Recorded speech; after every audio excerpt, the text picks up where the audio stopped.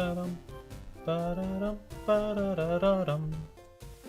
Ba-da-da-dum, bum, ba-dum, ba-da-da-ba-bum, bum, ba-da-da-da-da-da-da. Oh, hi there. I didn't see you come in. Welcome to the League of Draven. Wait, what?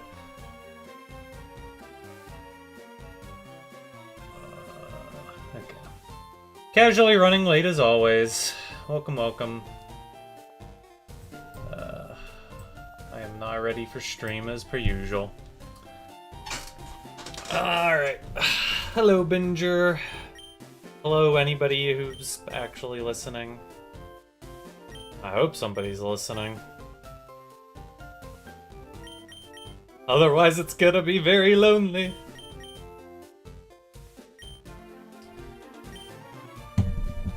Alrighty, man, it's been a while since I've actually played Fire and Leaf Green. I feel like I was playing this game so regularly for so long, and then I just literally haven't touched it in a week. Like, I don't even remember what I was doing. Alright, well, I could say this. Between streams, I completed the entire Pokedex, except for Mewtwo. So, spoilers, by the way. Spoilers. I know nobody knows about Mewtwo, but spoilers. So, all that's left is to finish the Sevi Islands and catch Mewtwo. So, I'm gonna hopefully try to wrap that up this weekend, if you didn't read my Discord announcement. And, then I'm probably gonna take a couple weeks off from formal official streaming. I might keep playing some Yakuza 0 on Fridays, just because that game has been a lot of fun, and I don't mind, like, playing it for you guys, but, gonna be a break from official streams for a little bit. I also have my completed living decks here, except I don't have Hitmonlee because Hitmonlee was actually in Haley's party, so she couldn't trade it to me. And then I didn't have the mental fortitude to train another Dragonite. And obviously I'm missing Mewtwo. I probably won't train another Dragonite. Too much work. Maybe if Emerald ever comes around, I'll use the duplicating glitch to get another Dragonite. Alternatively, I was also thinking I might just, like, start building... Like, I've always wanted to, like, actually build a collection on Pokemon Home. So, like, I might use this once it's Pokemon Home compatible to start that collection. And I could just bring over Dragonite from Legends ZA, so... Holy cow, the whole Kanto Pokedex? Yep. I only added probably, like... maybe 20 entries since I last streamed, and 6 of them were the starters. Breeding those was a pain in the butt. And then I obviously finished off Vileplume, Psyduck, Golduck, basically all the version exclusives I needed to finish off. Also, for some reason, Kingler was evading me. That one, like, just never found its way into my Pokedex. Oh, and I had to breed a bunch of Eevees, too. That was fun. So that's the squad. So yeah, we're gonna work on the Sevi Islands today. And the funny thing about the Sevi Islands is... I don't even remember how they work, so... I did, between streams, I did get access to 4 Island, 5 Island, 6 Island, 7 Island. I did that because I needed the breed. So, I did go to Four Island, and there was an encounter with Gary, but you didn't really miss a whole lot. Like, I felt confident cutting it out. Like, I don't think anybody's gonna be heartbroken over missing out on a Gary Oak encounter. I might need Primeape here. No, I actually didn't explore the island at all. I literally just walked up to the Poké Center and... Poké Centered. Yes, sir. Yes, sir, I Poké Centered. Who do I want to even replace right now? Oh yeah, I also got a magnet. That was pretty cool. Off of, I think like a Magnemite or Magneton or a Voltorb.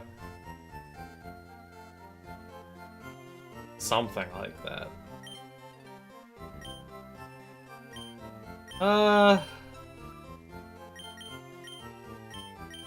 We'll bench Starmie for a while. Just because Starmie's OP. I don't think we'll need Flash or Cut anymore, I hope.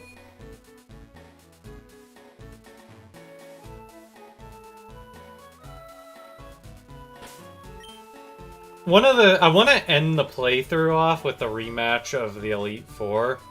And some of their levels are like in the mid-70s. So I don't think I can afford to burn any EXP at the moment. Like, I need my main team to be getting juiced. I might even low-key, like, just burn the rare candies.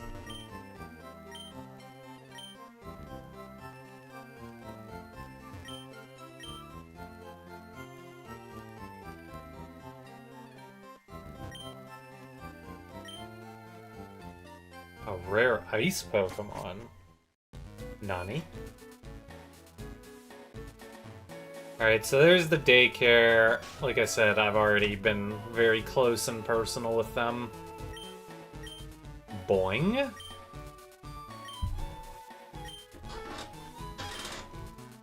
Boing? Boing.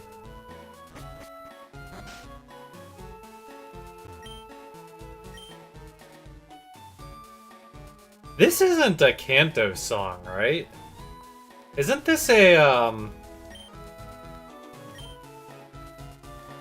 Isn't this a Johto song?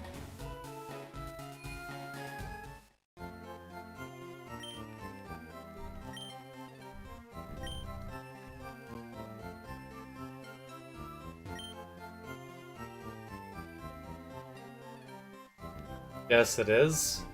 Yeah, I was gonna say. It definitely didn't sound Kanto-y.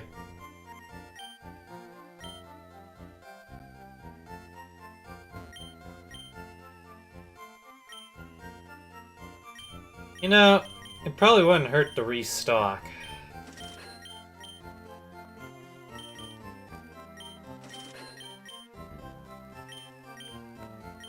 I don't really use max potions, but you never know, I suppose.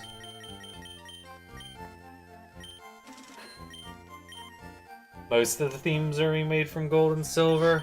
Yeah, that makes sense.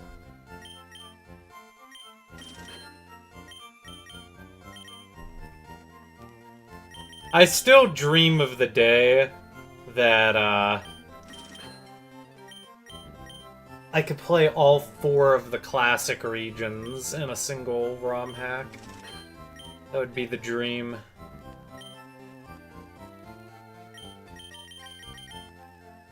Finally, we're almost there. Yeah, we are almost there. I mean, we're effectively more or less done. Yeah, up to Sinnoh. I've talked about it before on stream many a times, my dream of, like, a super ROM hack that has the first 4 regions.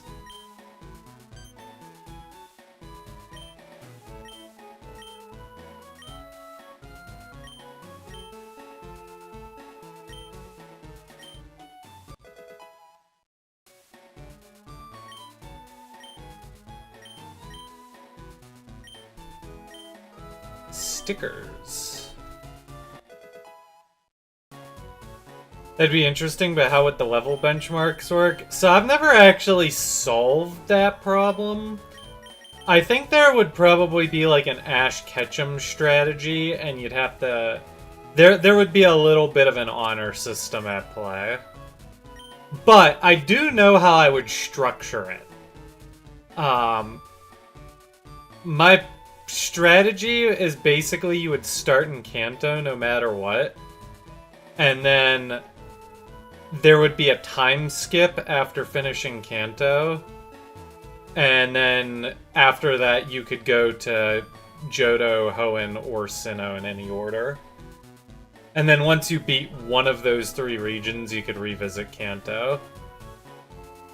It's kind of my way of solving the fact that Kanto and Johto have like Johto has time skip Kanto, so I figure Kanto can basically serve as like the tutorial phase of the game. That's like the thought process behind it. But yeah, there would have to be some sort of either honor system where you just like agree out of principle to use a new team in each region. Also, I just realized I need Starmie because of Surf. Or you'd have to like get fancy with like locking.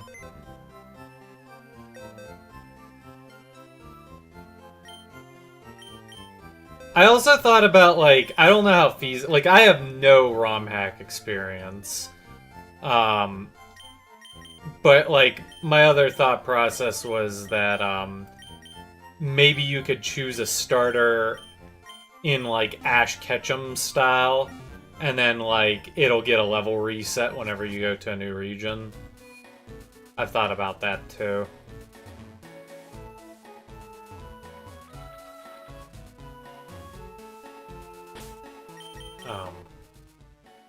Am I stupid?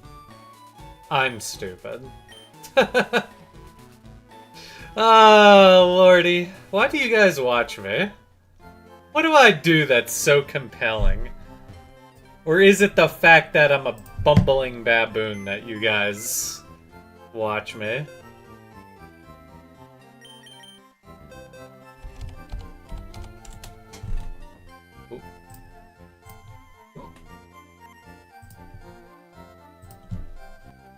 It's my humor.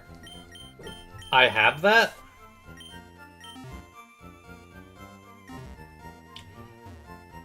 To further explain, because it seems like some of you watching on YouTube have never really heard me talk about this before, but I consider the first 4 gens like classic Pokemon.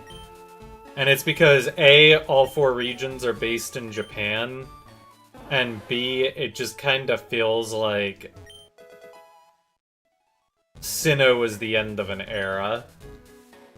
Like, it feels like the franchise changed after that, for better or worse. Like, regardless of what you think of 5th gen, it was a big change for the franchise.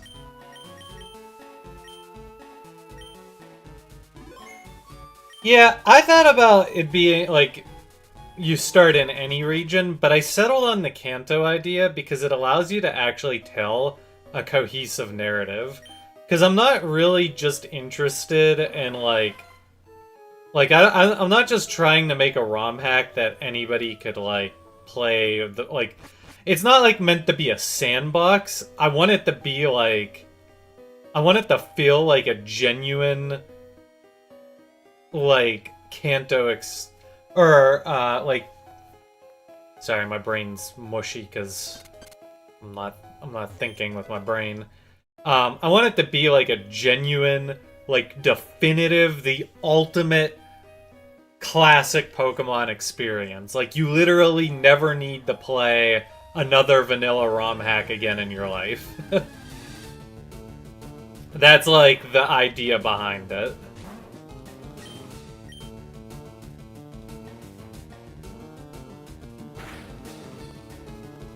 Will forever defend Gen 5.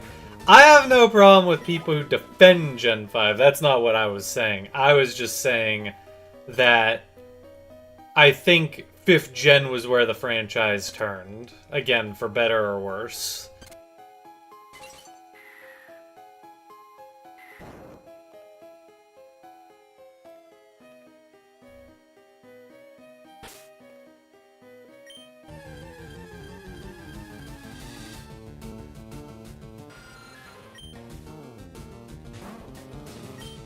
To be honest, your smooth demeanor and knowledge is right there among many other Pokemon Nintendo gamers. I mean, to be fair, as a gamer, my knowledge is, like, not that good. I'm actually kind of a big dum-dum when I game.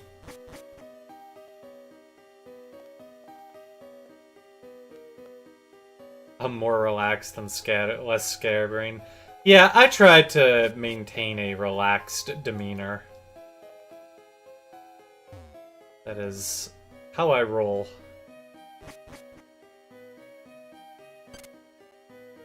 I'm gonna be honest, I have no idea how this cave works.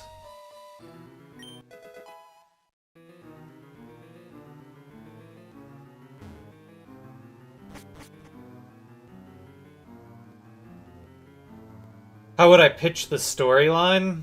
Well, I don't want to give away all my secrets.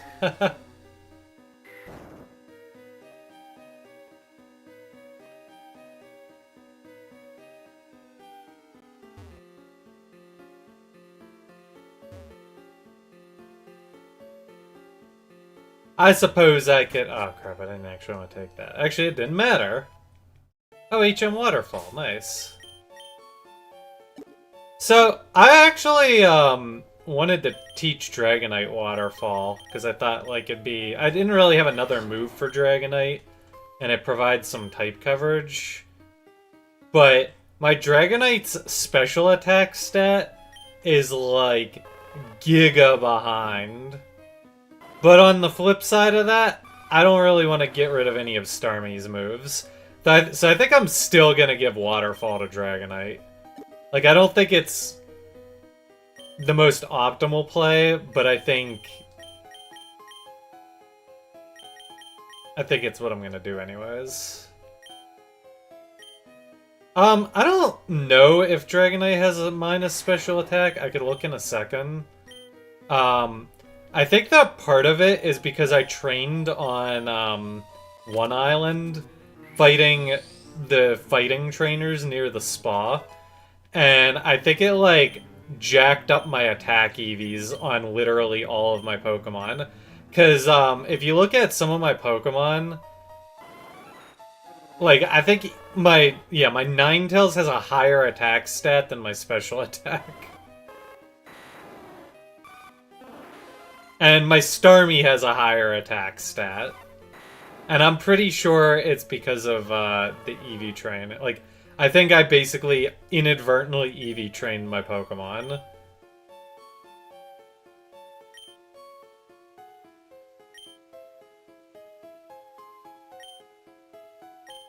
I didn't do a Fire Red Leaf Green walkthrough back in the day? That would be correct. I did not.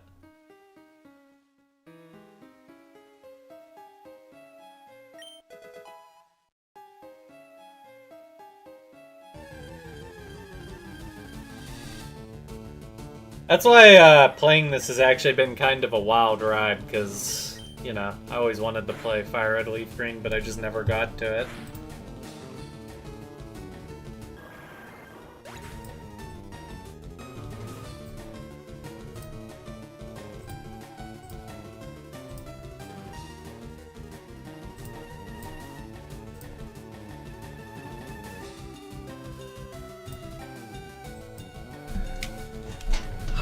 One second. I need water badly. Like, if I don't drink something here, I'm gonna die.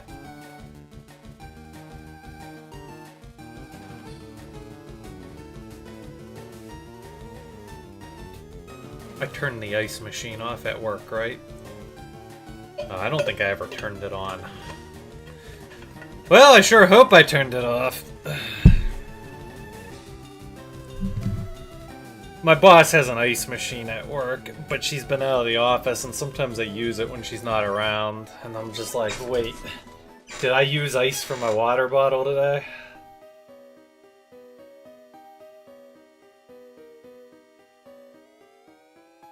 Do I have a personal favorite main series game for one reason or another? Are we talking... We're talking Pokemon?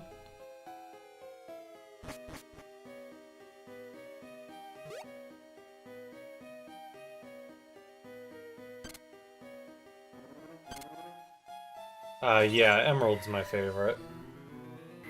I've been nostalgic for Emerald since the day I started playing Pokemon.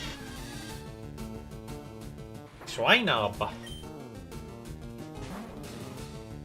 Would you drink all your boss's Coke Zero cans in the mini fridge?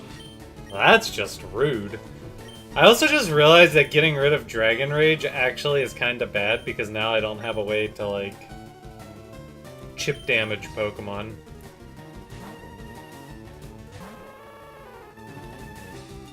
The Battle Frontier is why I'm so nostalgic, Nightlife, for Hoenn.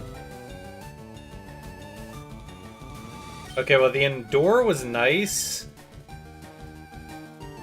Oh, I have to turn back on my animations. Somebody remind me to turn my animations back on.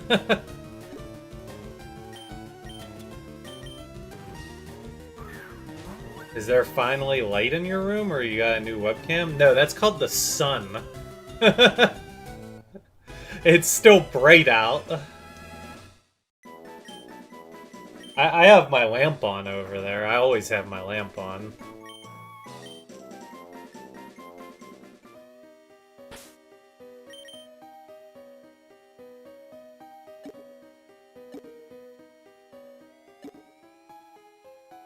Animations.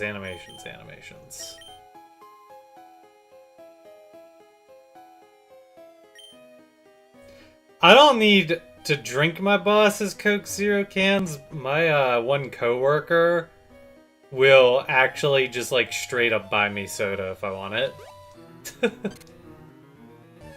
He only works 2 days a week though, but he'll buy me like a liter, so I could like stretch that 3 days usually. That was allowed. Do a soft drink tier list. Unironically, I had a Squawk with Scarm plan to do a soda tier list. I'm not even joking. I mentioned it in my Discord update, but after I finish Fire and Leaf Green, I'm gonna take a little break from like formal official streaming just to like get myself reset. One of the things I want to do is I got a little disorganized in the last month or two. So I wanna like bring back Squawk with Scarm, but I wanna like get it better. I need to like get a system rolling, you know? Because I kind of let it fall apart, and I want to get it rolling again, but better.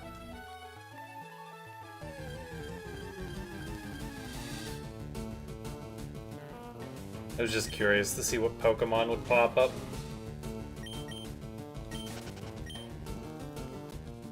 So I've had the thought in the back of my head. Someone asked about like how the plot would work on that ROM hack.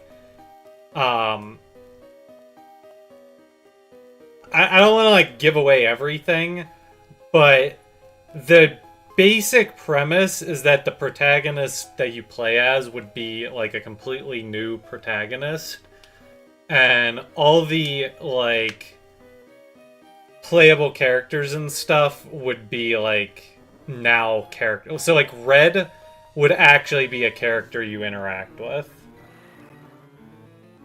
And I think Red would have some involvement in how the story would proceed to the time skip. Anyways, I got like a lot of ideas in my head. I just don't want to say them out loud because I don't want to. I don't want to like. I don't want to put out something and then like change it 18 times because I probably would. This is all assuming a lot of things, like you know, I could build up my YouTube channel again and then find some willing participants to help me build a ROM hack. That is like so unbelievably optimistic that I don't think it'll ever happen. When I actually give up on the dream, maybe I'll talk about it in more detail. Alright, anyways. Cutscene. Team Rocket.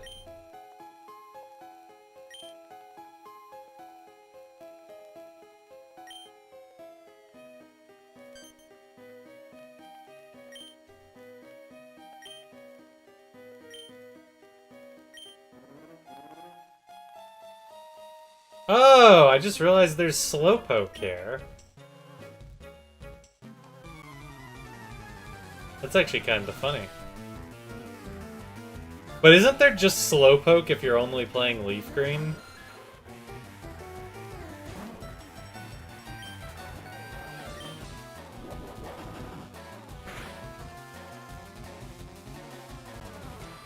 Also, man, these guys are weak.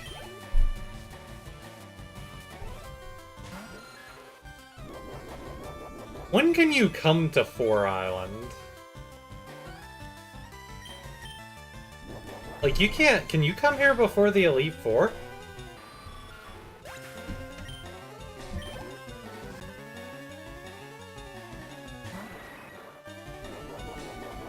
For some reason, I thought you had to beat the Elite Four to come here. No, you can't? Well, then these guys are just pitifully weak.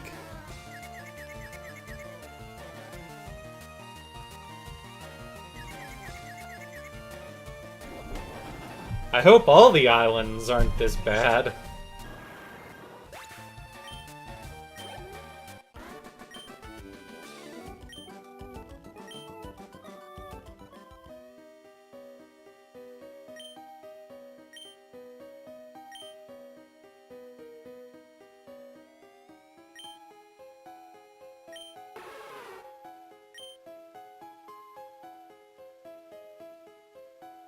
The Rocket Warehouse on 5 Island.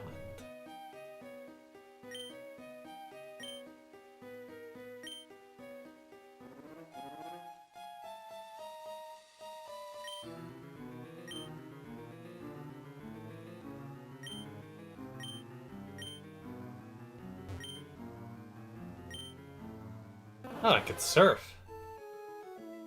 Oh, there's nothing back here. What if there's like a super giga rare Pokemon?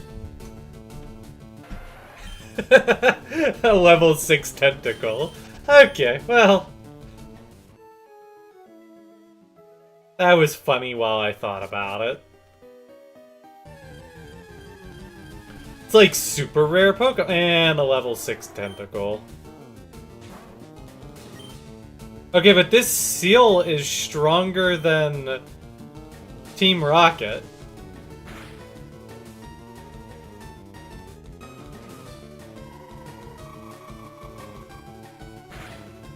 Ha!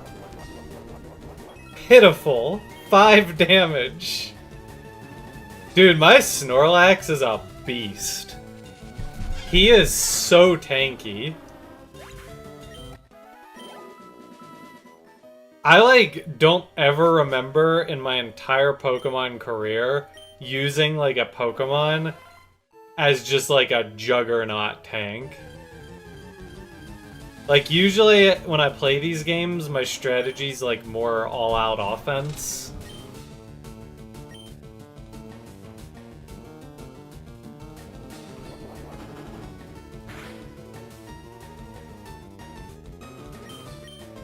Okay, that would be a way to counter me. Sheer cold would indeed counter me.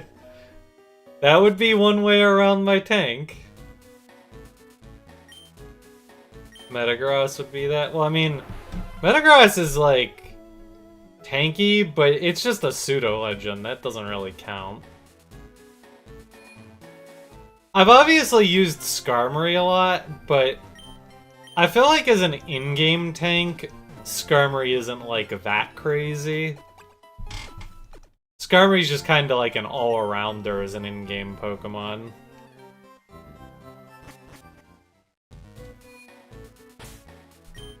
But this Snorlax is just like a meat shield. It just like eats every attack for breakfast. Also, the thick fat ability is just like not even fair. Oops, I didn't mean that. I didn't mean to go wherever I just went. Oops, I didn't mean to go there either. I feel bad for the boat guy. So I remember reading, because I don't remember how the Sevi Islands work at all. I remember reading someone say that you should go to Six Island next. Can anyone, like, chime in on that? Favorite pseudo-legend? It would be Metagross.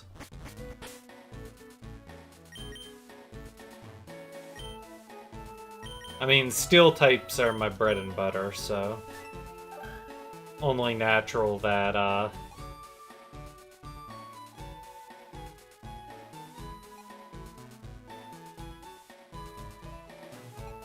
There's a lot to Five Island.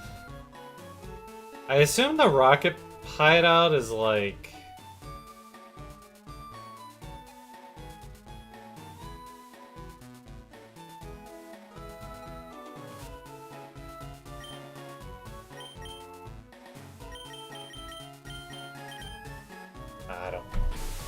I don't know.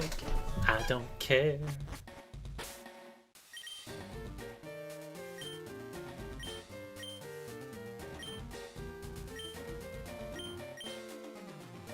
Ba-da-dum, ba-da-ba-ba-da-bum.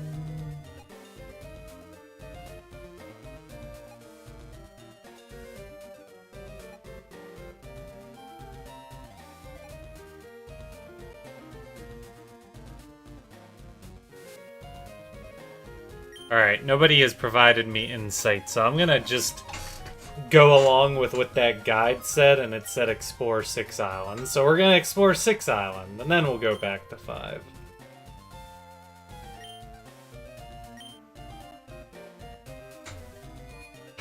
I don't remember the Sevi Islands at all. Hey, look, it's Gary Oak. It's Helicopter.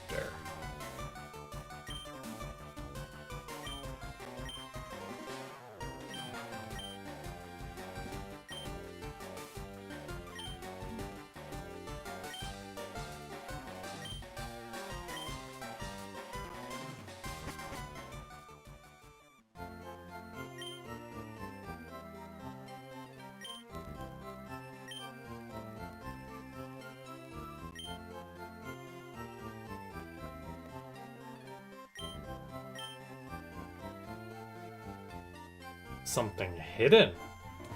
Nani? Is this the goat Super Skarmory from YouTube?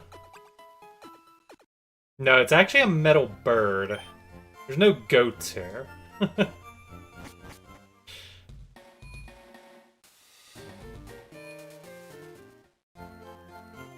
We're also Mega Skarmory now.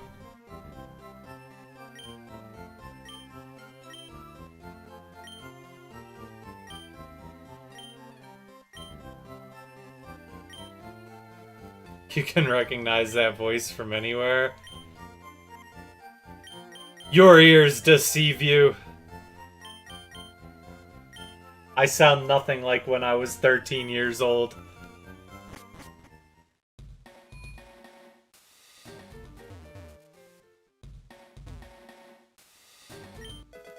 This may come as a shock, but I hit puberty like 18 years ago. It's actually very disorienting to watch the videos from like my first year of YouTube.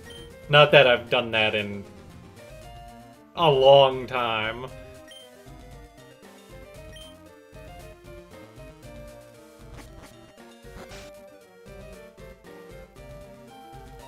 I definitely think, like, my voice got maybe a little bit, like, an extra notch deeper over time, but... what even... Dude, I'm so lost. I'm so lost. Do I need HMs? If I set out and I need to cut TM, I'm gonna be really sad.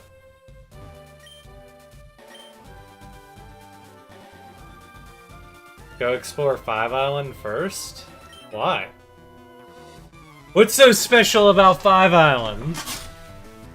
I want to explore 6 Island.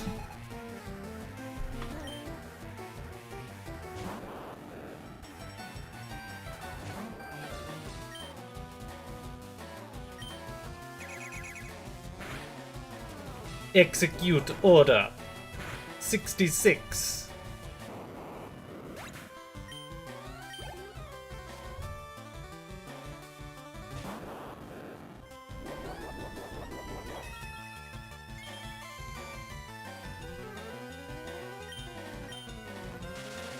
Okay, I guess it was just the rocket grunts that were a bunch of sissies. Also, what is this paralysis?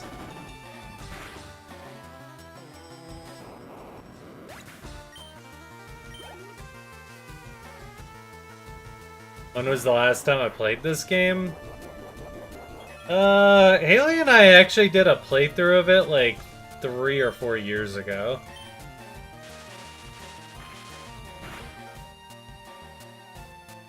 But I literally don't remember anything from it.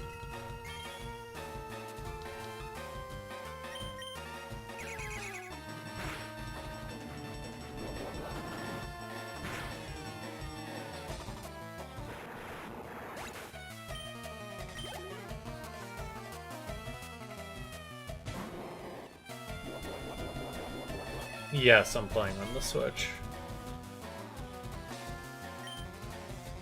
The whole reason we're playing this in the first place is because of,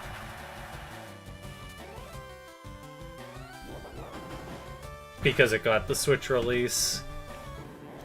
I had other games planned, but then they released this and I'm like, well, this is too good of a time.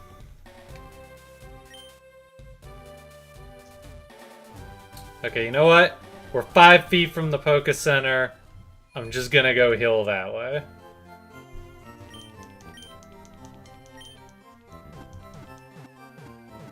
Be able to get the oh, right, the Johto Legends. I might do any additional legendary Pokemon during after hours.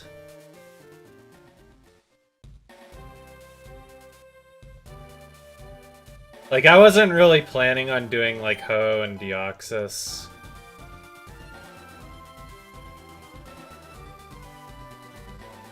I don't know. I might. We'll have to see when time is. Where my time is at.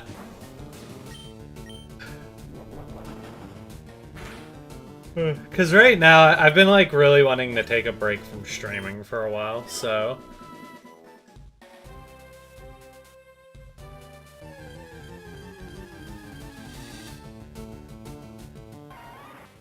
Excuse me. When are after hours?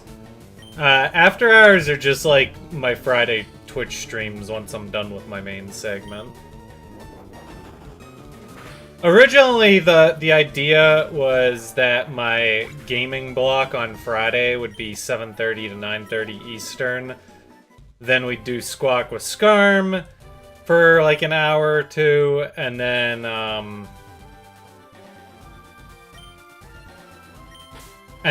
after hours is just like me screwing around and doing whatever I want after. But I've been kind of not doing Squawk with Skarm lately, and yeah.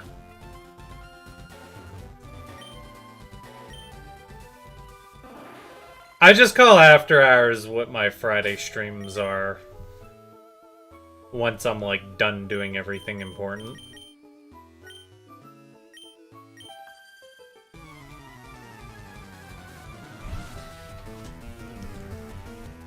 But I only do after hours on Twitch, so if you want to watch after hours, you'd have to go over to my Twitch channel. Does Chinchou have Volt Absorb? It probably does. This is actually the worst thing it could send out. Do Squawk with Skarm? Not tonight. I don't have anything prepared for tonight. Like I said, I'm gonna try to bring back Squawk with Skarm after I take my little hiatus, and I'll get it back in better than ever. That's the goal. That way I can start uploading content to YouTube again. Just for you, I'll make sure the soft drink tier list is at the top of the priority list.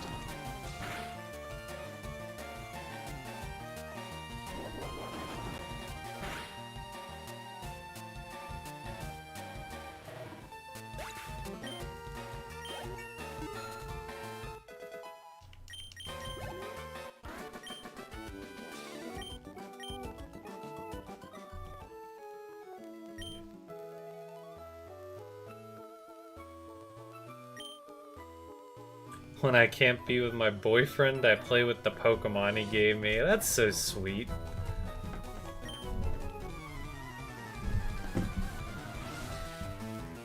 Haley wouldn't use my Pokemon because she would just want her own.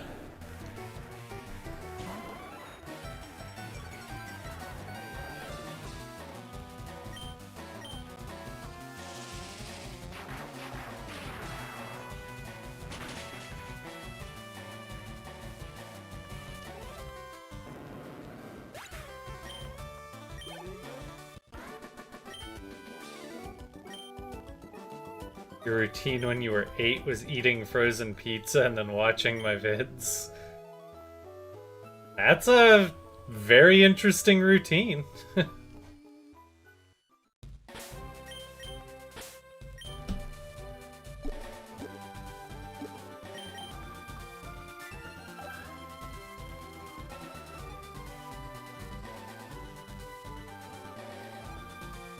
Huh.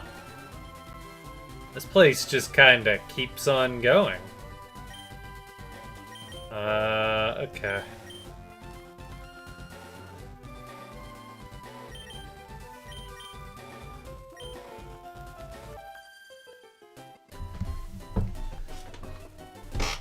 $10 is a lot for a watch streak. I feel like it's a lot, but it's also not a lot. Damn it, what's with all these electric Pokemon?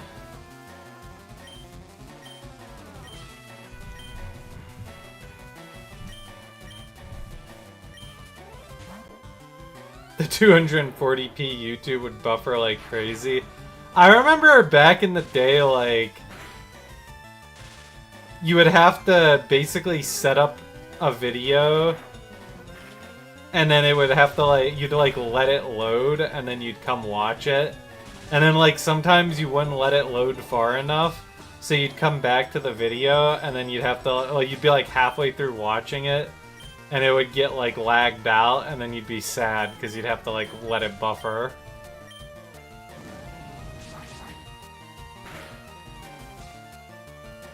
Oh, those were the days.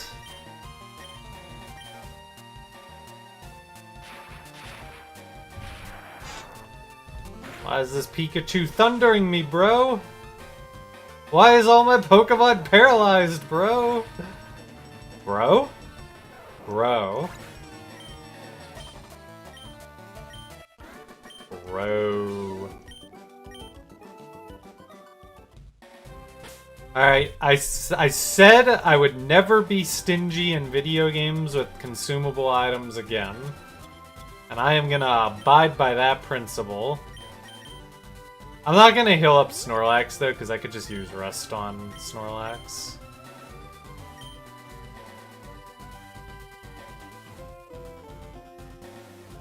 Huh. I was gonna say that was like a very suspicious spot for a hidden item.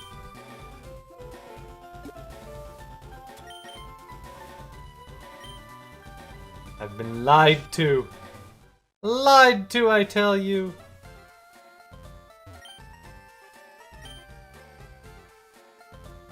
Okay, that's a little weird. Just walk into a house and a guy tells you how tall he is, and that's that.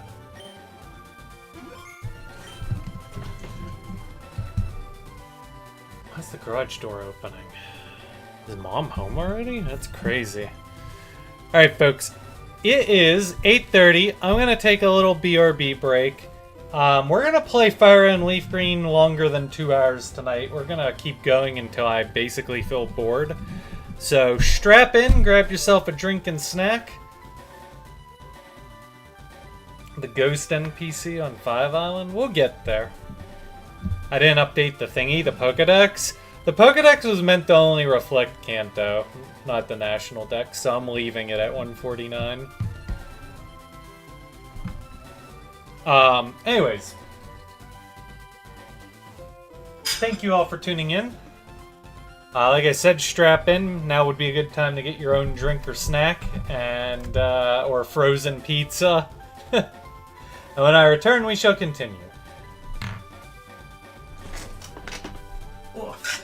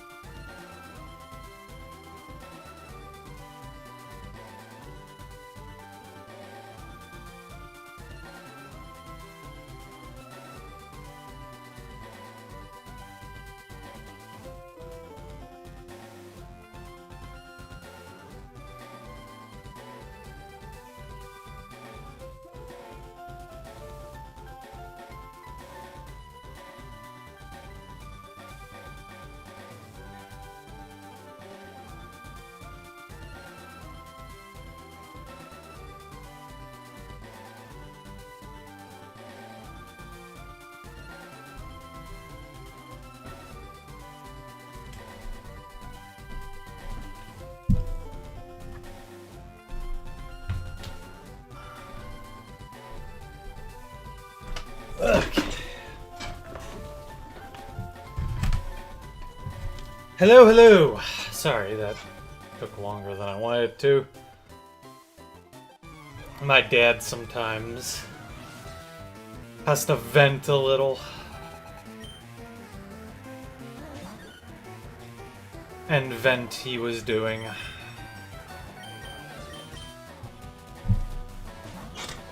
Talking to his brother always is an exhausting process.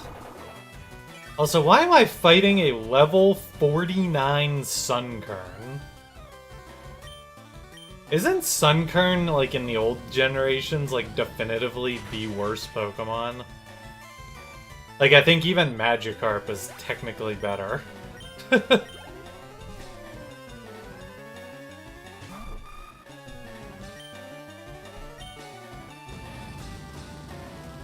Well, she had to have at least one Sunstone, because she's got a Sunflora. It's probably done this way because they wanted to give you the ability to see the Pokemon for the Pokedex. That's probably the purpose it's serving.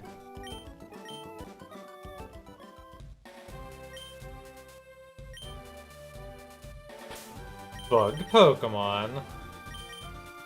Haley was making fun of me for basically being Misty. She's like, you're just like Misty, you freak out over a little bug. And I'm like, yep.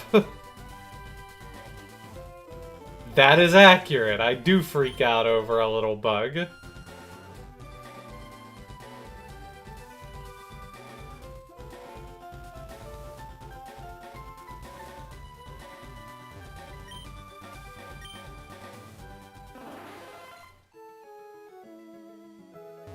When I was, I have, like, very limited memories from when I was, like, super duper young. Like, my first memory was when I was 3 years old and I threw up. And then I think I have another memory when I was 4 and I went and threw up on my mom. But, one of my other memories from when I was young was a dream that I had. I had this dream that I, like, crawled through this hole in my bedroom wall. And, like, when I came out the other end, I found these 3 kids huddled around something. And then they, like, turned around, saw me, and then they, like, sent a bunch of bees after me. It was like a traumatic nightmare that I still remember to this day. So maybe that maybe that's where my fear of bees comes from. I probably got like stung when I was like 2 years old and my mom probably didn't even know. And then it like probably forever traumatized me.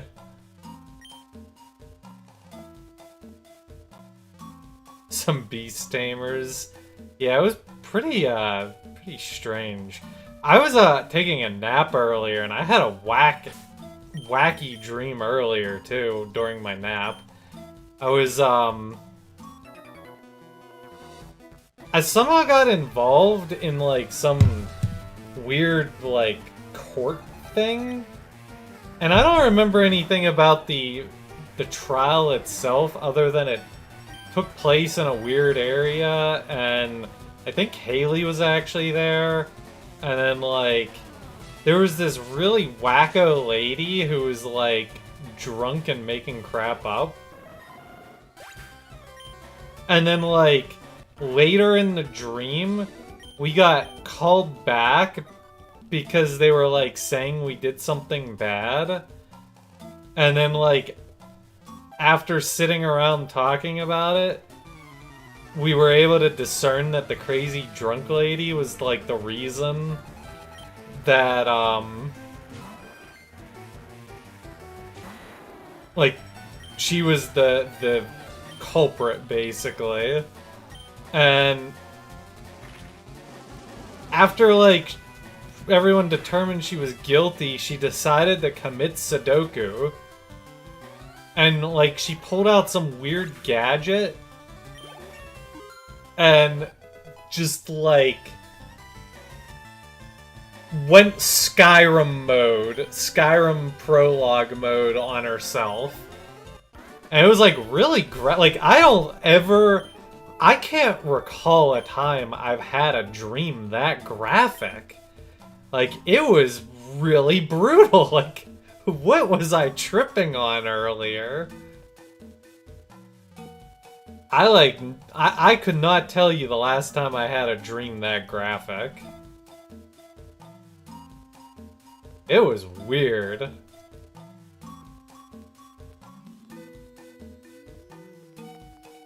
And then it was like funny because after she did it, everyone cheered. Like, that was like the even more like, what is wrong with me, guys? That was what was going on in my head to dream that? I mean, she was crazy, but like, I don't know if everyone cheering after that is.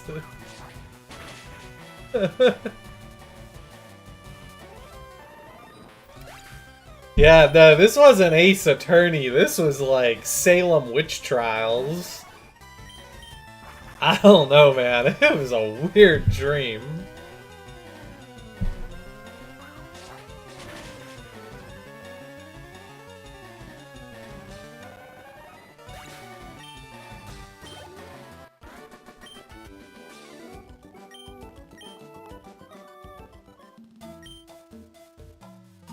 And now you all got to listen about it.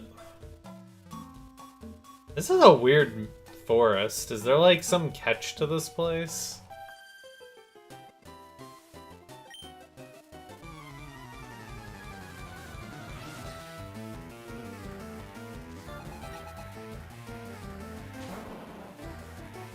Schnubble. Schnubble.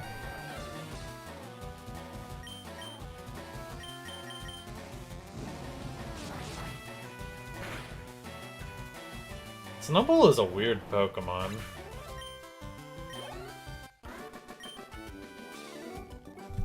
You know, they like every once in a while I'll see like a Reddit thread or something talking about like, dude, you literally had no bug Pokemon. There'll be like a poll or something like, what is a commonly forgotten Pokemon? Or like the most forgotten Pokemon. And you know, I completely forgot Snubbull existed until seeing it just now. People always like to cite Finneon and Lumineon, but I think because that Pokemon always gets cited as like the most forgotten, it's like no longer forgotten. I think the real most forgotten Pokemon probably would be a second-gen Pokemon. Because a lot of second-gen Pokemon are, like, astoundingly boring. Like, you have some good ones in there, like the Umbreon Espeon, Heracross, Tyranitar. Like, there's some bangers. But then, like, you also just got, like, some really mundane Pokemon that are easy to forget exist. And Snubbull is definitely one of them.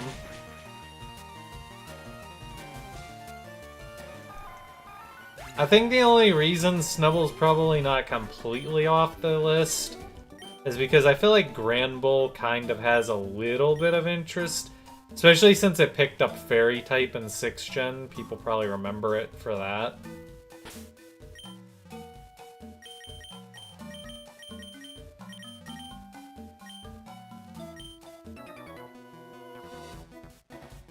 Did I scare everyone away with my dream? Everyone went quiet on me.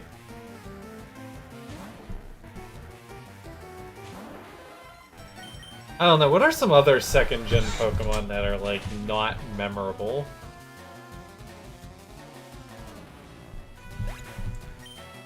I was gonna say, like, the Jumpluff line, but I actually kinda remember Jumpluff just because of Mystery Dungeon Red and Blue.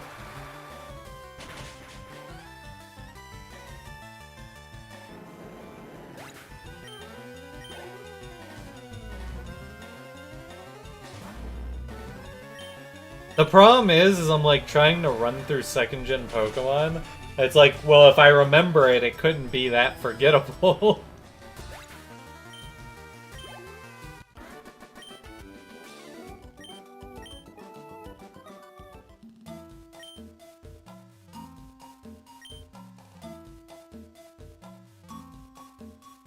Did I fight this one?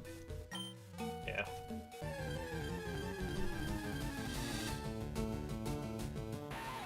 A level 6 Weedle. Be for real.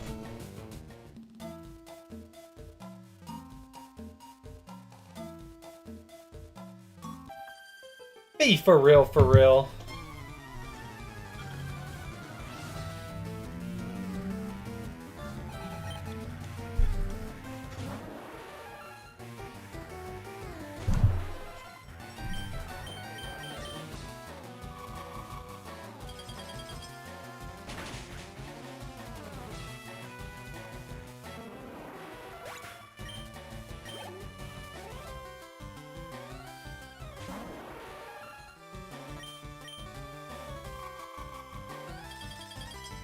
You're coming to a similar conclusion? What, that if you remember a Pokemon, it can't be forgettable?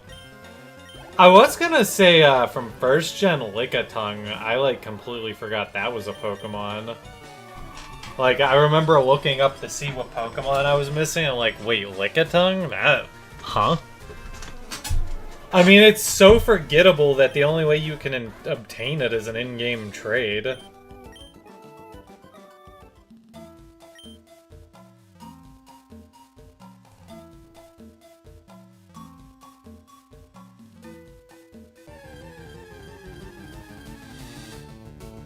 Yeah, no, Unknown is definitely too memorable just because it's unknown. Like, you couldn't even think of saying Unknown. Because we've all had some run-in with Unknown in some of the games. Hell, it's even in Pokepia right now.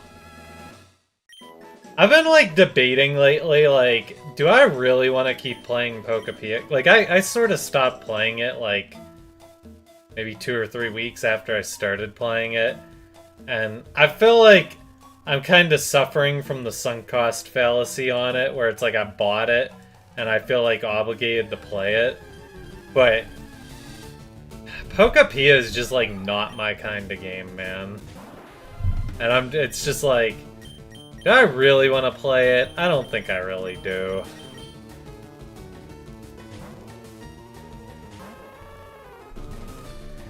I think second gen's definitely a good spot for a forgettable Pokemon, but I also think, like, somewhere in the 6th to 8th gen range could probably fit that bill.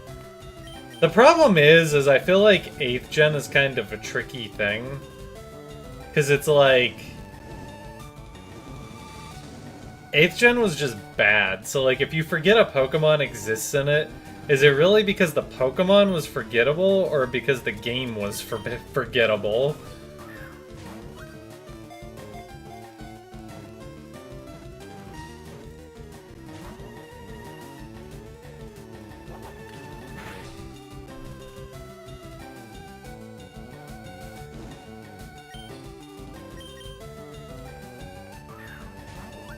Little column A, little of column B.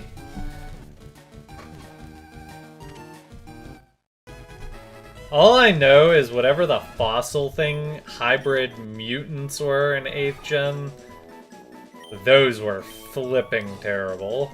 Like, I don't actually think 8th gen was terrible on the design front. For as little as I like those games. But... there was just, like, some designs that were like, what were they thinking?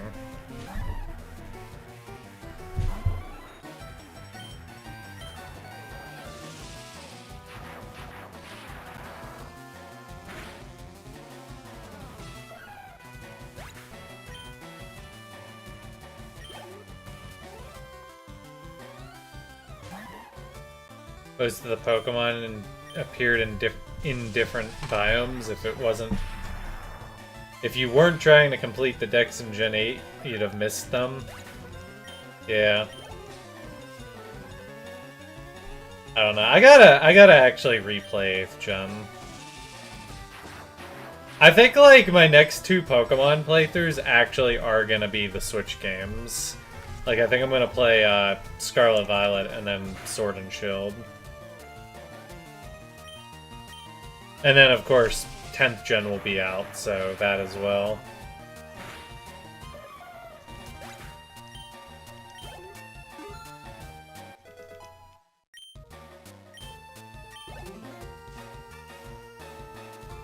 Most of the Gen 8 mons are better remembered in Scarlet Violet and ZA.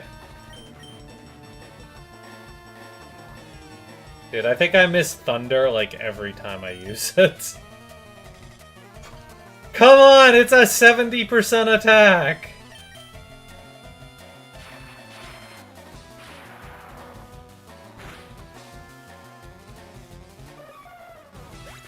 I don't know why, but like, ZA has aged well for me. Like, I thought by now I would be like looking back on it and be like, okay, maybe I overrated my experience with it. But like, no, I just liked ZA. I really liked it. Like, all I can conclude is that I really liked ZA.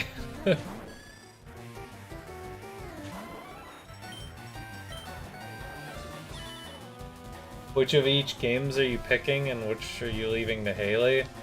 Well, Scarlet and Violet is... then there's no choice there, because I own Scarlet and she owns Violet. I actually own both Sword and Shield, so I have to talk to Haley and see what she owns. And then I just play whatever she doesn't own. Part of our issue, we actually do have an issue. Neither of us owns a legitimate copy of Heart Gold. And neither of us owns a legitimate copy of Ultra Sun. I used to own a legitimate copy of Ultra Sun, but I gave it to somebody that I no longer talk to. So... and I never got it back.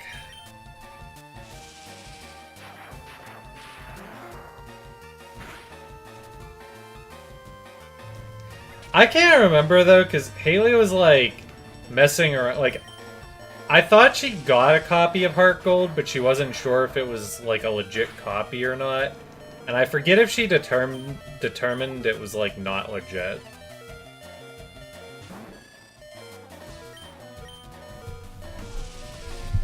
Like, she bought it and then determined it was not a real copy. I don't know. I'd have to talk with her again. Heart Gold definitely is not in the $100 range unless there was a giant market collapse. Heart Gold, Soul Silver, I think, were like some of the most expensive games.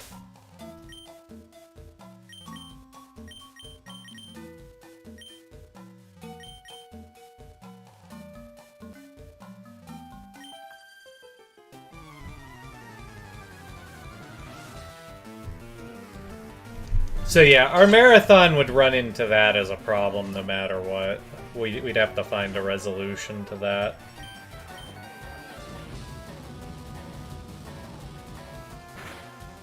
I don't own Pearl, but, because I wanted to do a personal project for myself, completely independent of Haley, stream, everything.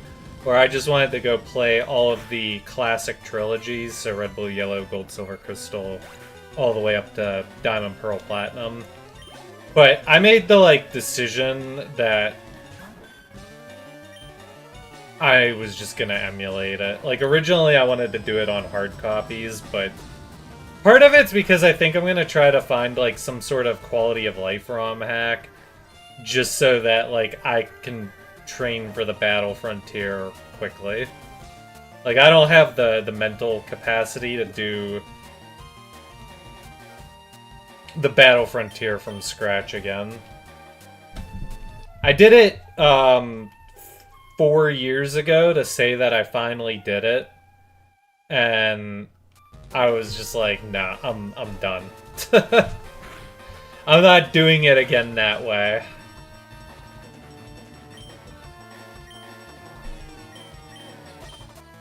I don't have time to do RNG manipulation and carefully, meticulously training everything.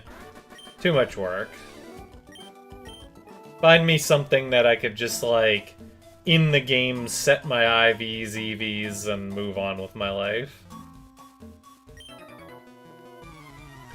The Nintendo ninjas aren't gonna come after you, are they? I mean, I think technically they say that if you own the game, then it's not illegal. I think that's technically what they say.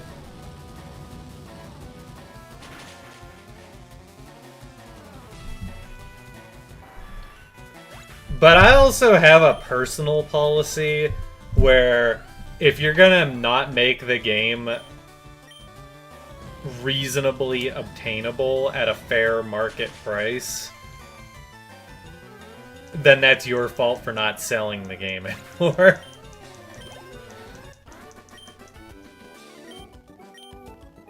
I was actually discussing this with Haley recently, that in some ways I'm kind of surprised that Nintendo just hasn't, like, reached a point where... Dude, how long does this island go for? We might not be wrapping up stream this weekend.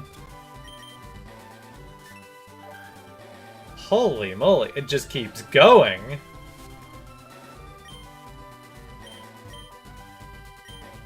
Like, I thought this would be kind of a quick adventure, and it is not quick. But anyways, I'm kind of surprised Nintendo hasn't, like, gone with a Steam library approach, where, like, okay, you buy a game once, and that's it, you just own it forever. And then... Well, because that's, like, how it should be, in my opinion. I shouldn't have to buy a game on every different console you release. And I'm guessing the reason they haven't done that is because Nintendo's hardware is always changing, you know? Like...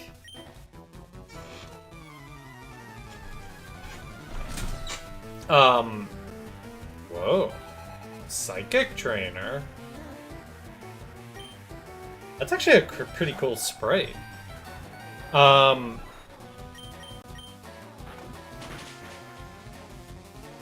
But yeah, like, the Nintendo DS is radically different from the Switch, which was radically different from the GameCube, which was radically different from the Game Boy Advance, etc., etc. So, I think that's why Nintendo doesn't do something like that, but I feel like in this day and age, like, I should not have to ever buy a game for a second time ever again.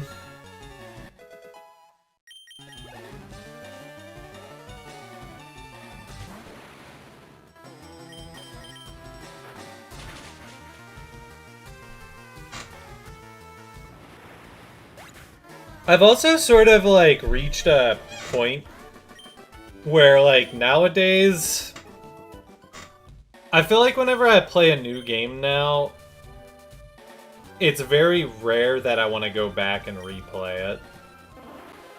Like, I've kind of reached my one-and-done point in life.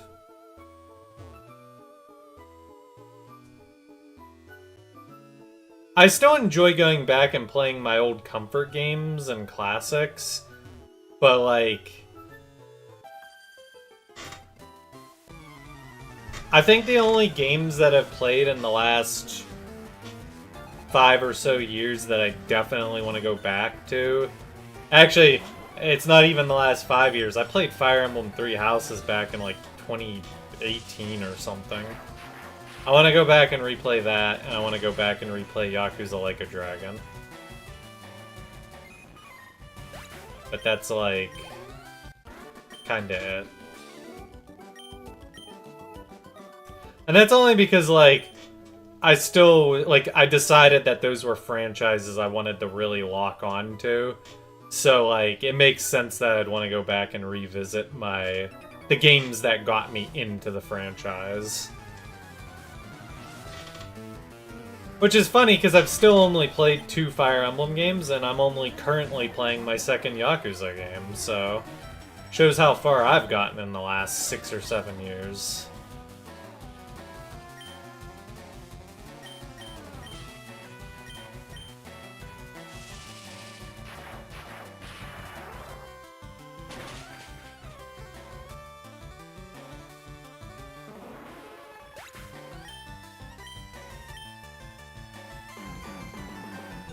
Belly drum? It's a bold move, Cotton. Let's see if it works out for him. Oh, would you look at that? It didn't.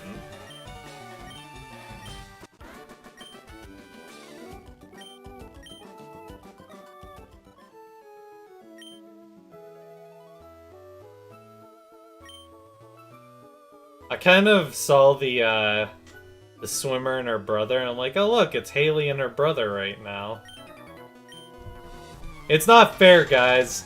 I got a week vacation. Haley got to go on a vacation for her vacation. She got to come here, and now she's at the beach. There's no justice in this world. Oh look, Thunder missed again. I've used Thunder 5 times, and I've missed 3 of them.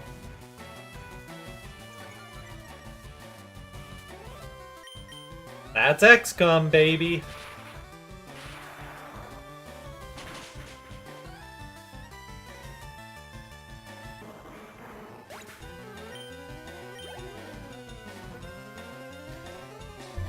Don't care for replaying games. I mean, I've always been, like, very, like, attached to the games that I fall in love with.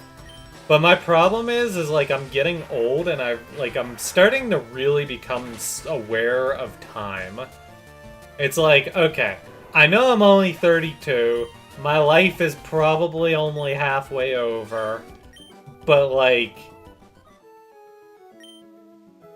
I no longer have infinite time like I used to. Like, it used to feel like there was no end to the time I had. Now, I might not have all the time in the world, you know?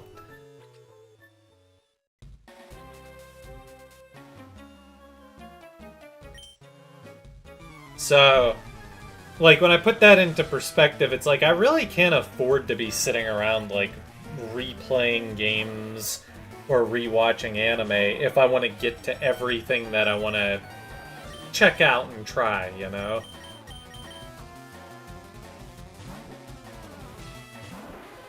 Like, I can't even get to the games I want to play when I'm, like, focused on it. There's just, like, so little time. It also doesn't help that, like, I'm a very slow gamer, right? Like, I've been playing Yakuza 0 now for probably, what, a month and a half? Maybe 2 months? And I'm still probably only halfway done with that game. But that's because I decided I was enjoying it so much I wanted to play it thoroughly. And that's the other problem. I'm a dirty completionist, man. But, like, Yakuza is, like, an example, though, of where, like, all the side content is really good. So, like, you almost feel like you want to play all the side content.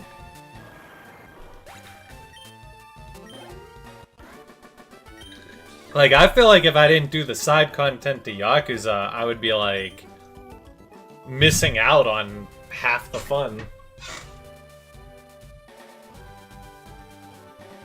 Your one friend has a lot of really good games in his library. You try to encourage him to play, but he keeps replaying a select rotation of games. I mean, that was like me throughout my 20s. It was like basically the same thing. I had the games that I really liked, and I just, like, I'd play Skyrim or XCOM for the 80th time. I mean, I would definitely refer to those games as comfort games, right? There's nothing to do in the Altering Cave, right? Like, I'm just wasting my time here.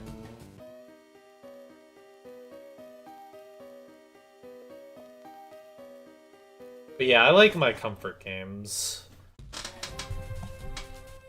I basically have divided gaming up into two camps now. I'm on Google Chrome.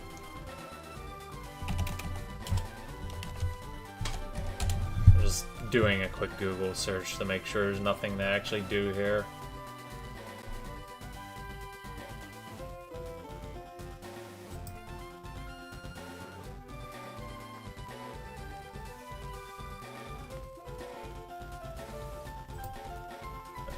Yeah, I was right. Nothing to do there. So I've divided, like, my gaming up into two camps. I basically have, like, my quote-unquote projects, which serve as, like, my comfort games, basically. And then I have my new games. And I'm, like, trying to do a balance of both of them.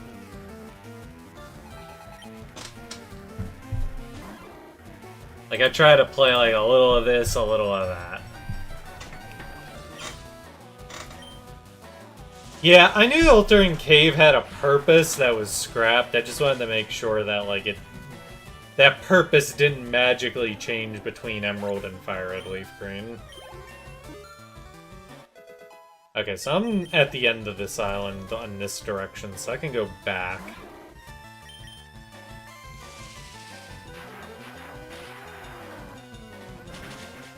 I could have had Venusaur with me the whole time.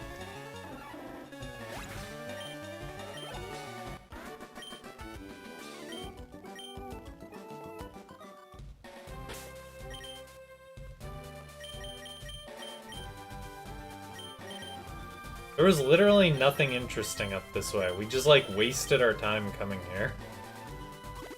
I did all of that for nothing.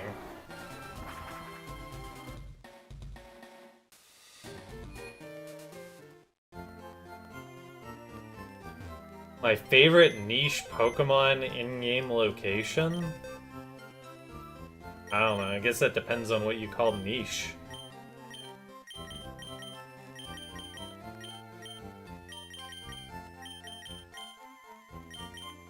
I mean, it's probably somewhere in Hoenn, if we're being honest.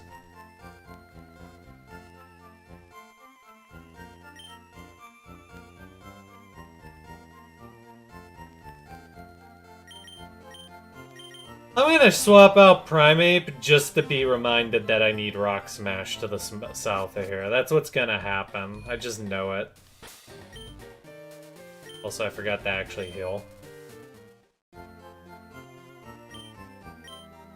I don't know, my favorite location in Pokemon would be the Battle Frontier of Hoenn. But that's not really niche, is it? And I feel like picking, like, any old city location would be not niche either. Like, by definition. Like, I wouldn't think of, like, Slateport or Sutopolis as niche.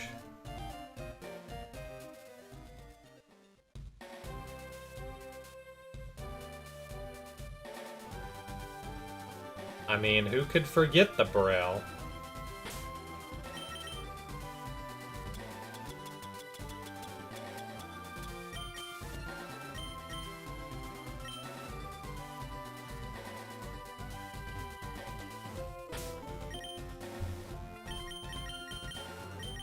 But going back to the game conversation, I had a very staunch realization last year when I realized that Hades 2 was the first new game I played all of 2025. Which was kinda wild. I feel like every other year I just, like, go off the deep end and, like, don't play any... Like, I don't even know what I played. Like, I keep a record of everything I play, and it's just like, wait, what did I do all year? I have to imagine that those down years where I don't play a lot of new games were probably, like, years where I was playing a lot more League of Legends and TFT.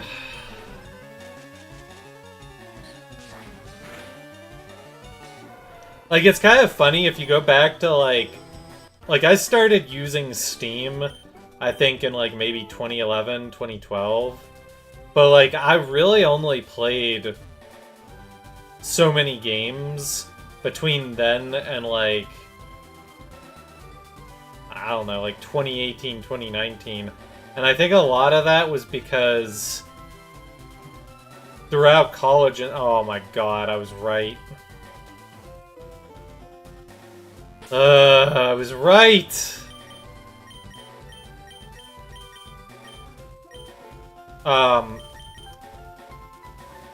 I played like Hearthstone a ton in college.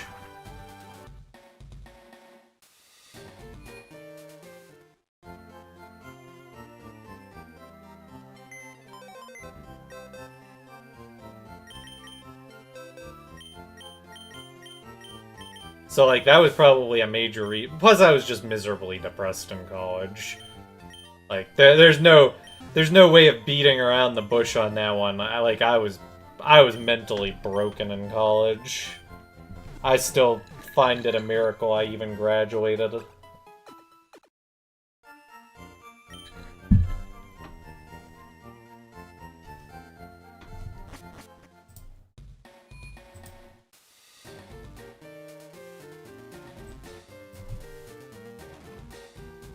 Did I go to college in PA? Yeah, I went to a local college.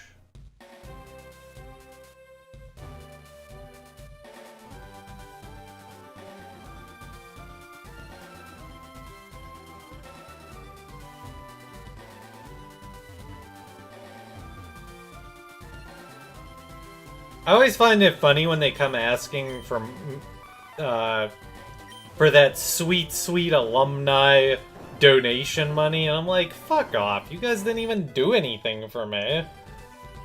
Like, it's a miracle I even have my job.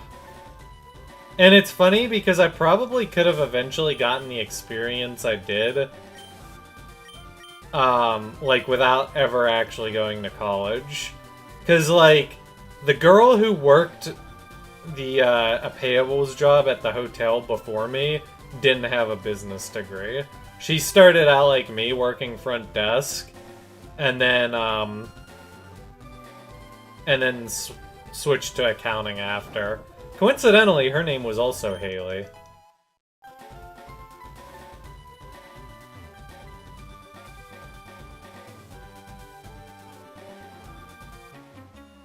Huh? I didn't even see him turn around. He just was like sprinting at me.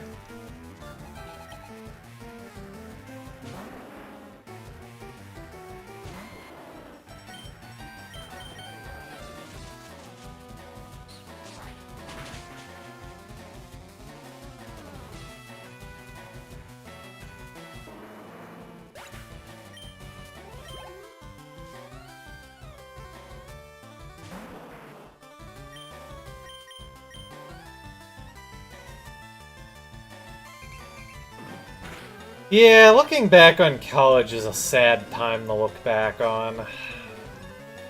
I mean, it wasn't even just college, it was the years after it, too. Basically, my entire early to mid-20s got kinda pissed away, and it's pretty sad.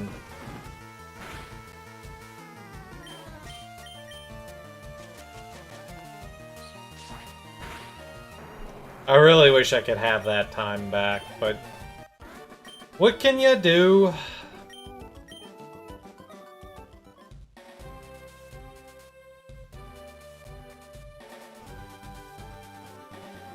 Oh, I see.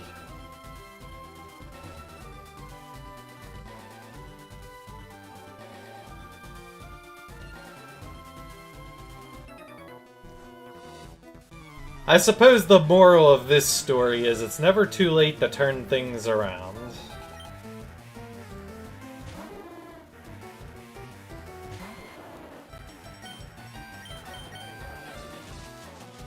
Andy from Shawshank Redemption was in prison for 20 years.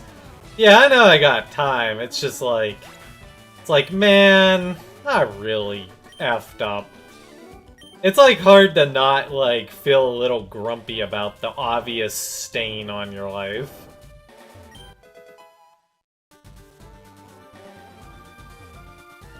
Especially when I was somebody who, like, was literally on Cloud 9 living the dream, and I, like, basically threw it all away.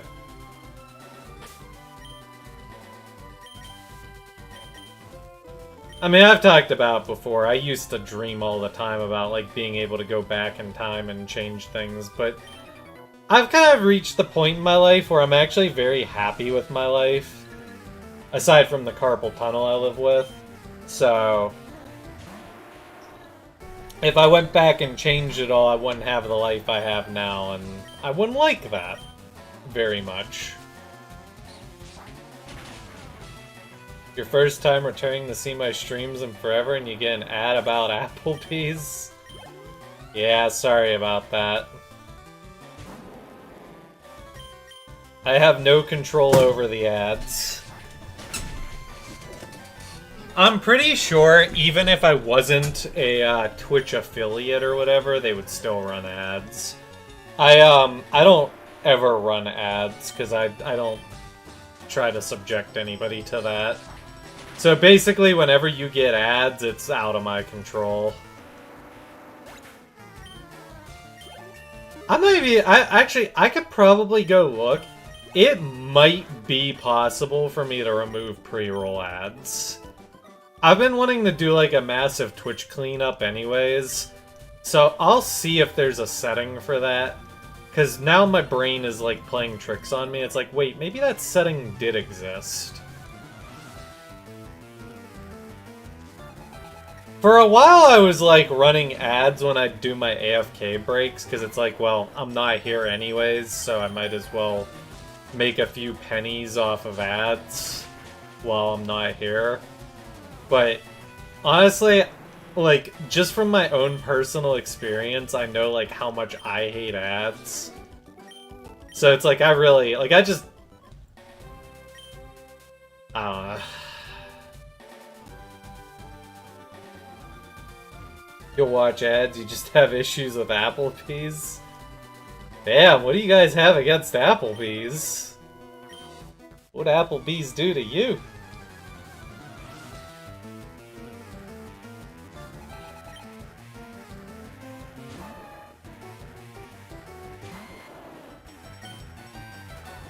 Anyways, my point is I would never, at the very least, I would never intentionally run ads while I'm here doing content. And I don't even really like running them even when I'm AFK.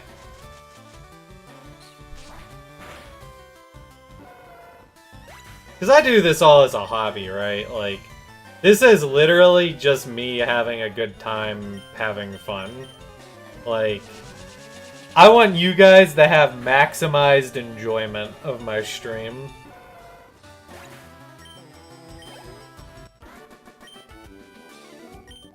Applebee's took away your Hololive statue away and you've been on your villain arc ever since. That's funny. Chick-fil-A? What about Chick-fil-A?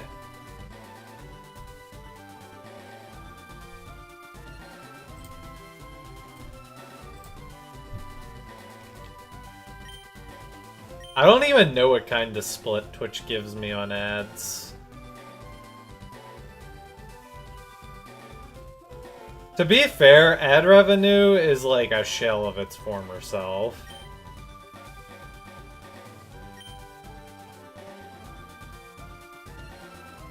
Aw, oh, crap. That probably reads dig, huh?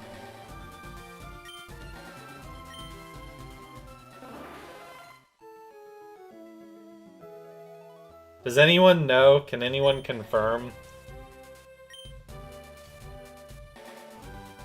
It's 3 letters, so it's probably a move. Unless it's fly. But I gotta fly back anyway, probably. It's dig? Okay. I thought so. That's a crazy requirement. I mean, you could get unlimited digs, so it's fine. Time to consult the forums. It's dig or cut? Okay, well, I have both on Sandslash, so it's fine either way.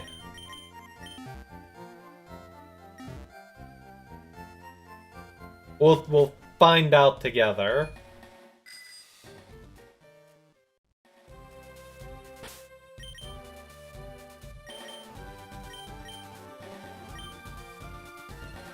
I mean, if you guys don't mind me running ads when I'm AFK, maybe I'll start running them again. I don't know. Nobody was complaining when I did do it, so... maybe... but I wasn't sure if, like... nobody just wanted to speak up about it, or if, like... I don't know. Because, like, that would be the time to run ads when I'm AFK. Because, like, nothing's going on, so who cares if you see an ad? Whoa. That came out of nowhere.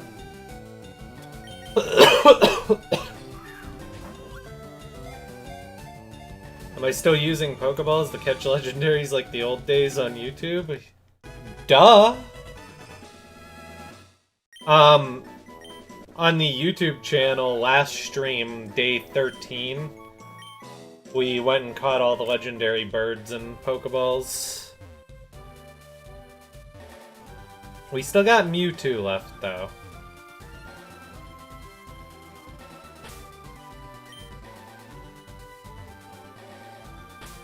I don't know if, I'm still, like, on the fence right now about if I'm gonna do, Deoxys and whatnot. Originally, I was gonna maybe save it for after hours, but if I have to stream next week, I might change my mind on it. I put stuff on the Super Mega Skarmory YouTube channel. You could type !YouTube to go to it. It's just stream VODs. For a while I was doing a segment called Squawk with Skarm, and I'm hoping to bring that back, but I'm going to take a little streaming hiatus after I finish Fire Red and Leaf Green, and then hopefully when I come back we'll bring Squawk with Skarm back, and it'll be better than ever. You guys were right, it is cut.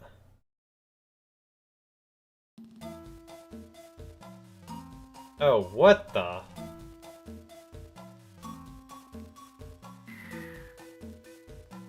Oh, this is just...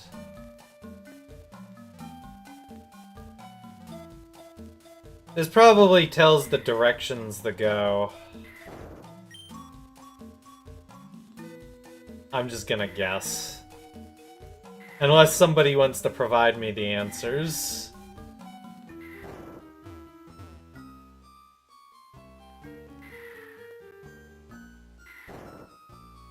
Okay, so it wasn't down, so maybe it's left?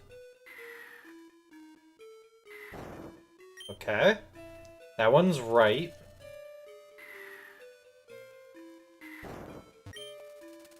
That one's 4 letters, but it's a different first letter, so that one's down. I'm a genius. Oh, what the?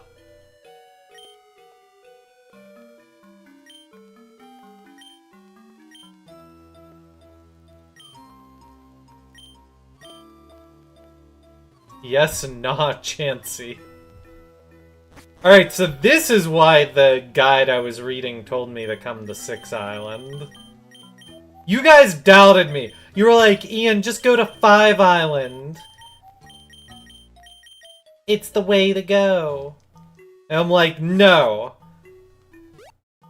It's 6 Island first. And you're like, but Ian, you're dumb. Twitch chat, you baboons. Actually, that was YouTube chat. Also, I just realized I got... oh my god, I dropped my Dragonite off. I don't have Fly. Oh my god. This is the problem with having too many of your Pokemon knowing TM or HMs. You get, like... I literally turned my body.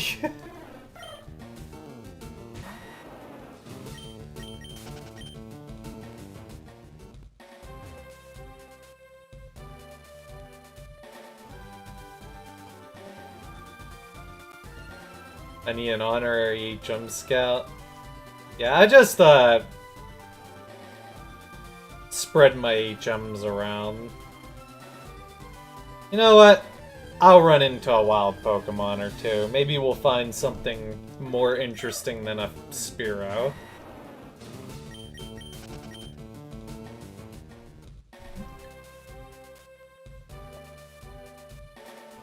Isn't there a town in Pennsylvania which has been on fire for like 60 years underground or something?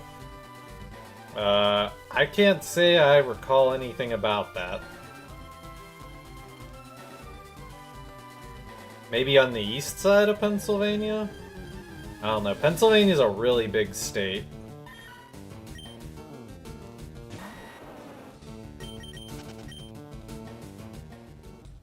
Like, going Pittsburgh to Philadelphia is like...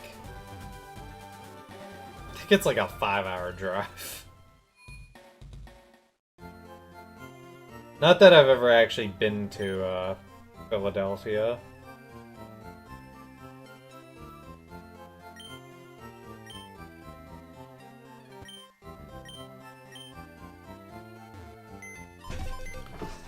Why would I ever go to such a hellhole?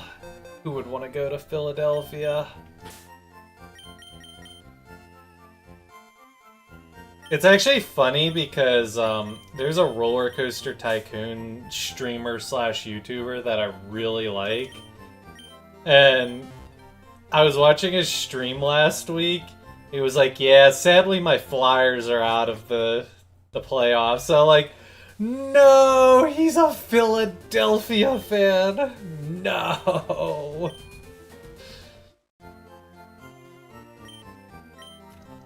So you must be a Pens fan? Duh.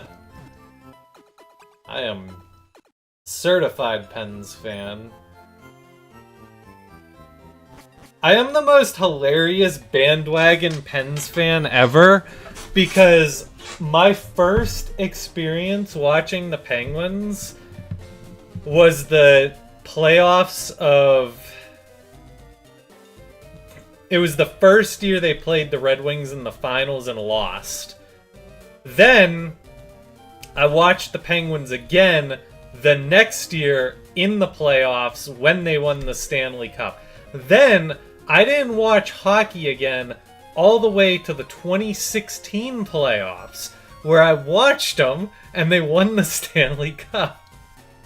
Then I didn't watch them all season, and I came back and watched them in the 2017 playoffs, where they won a cup. And then I decided to be a real Penguins fan and watch them all the time, season hockey, everything, and they suck.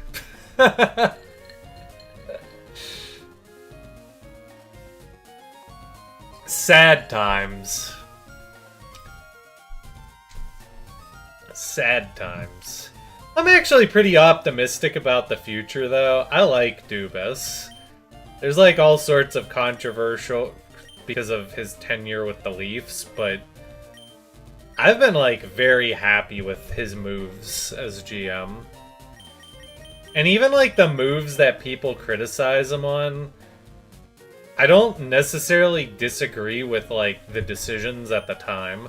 Like everyone likes to talk about the Jari goalie situation, but I feel like everyone forgets that back when Jari was a free agent and we re-signed him, there was like not really a better choice, and at the time Jari had a little bit more of an optimistic outlook. Like, I feel like there's some revisionist history with Jari. Like, now we obviously know Jari's a bum, and I find it flipping hilarious Edmonton traded for him. That just warms my cold heart.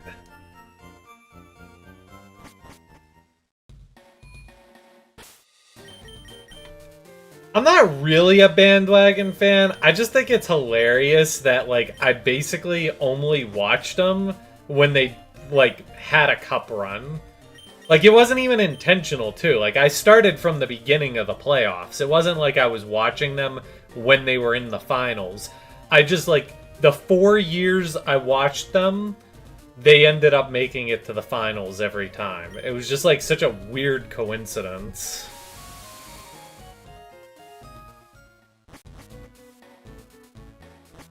I really like hockey, though, so now I'm basically just a hardcore Penguins fan. I always did like hockey before. It's just like I didn't have the time back then like I do now. And like my life is just in a different place, so it's easier for me to watch hockey now than when I was like in school.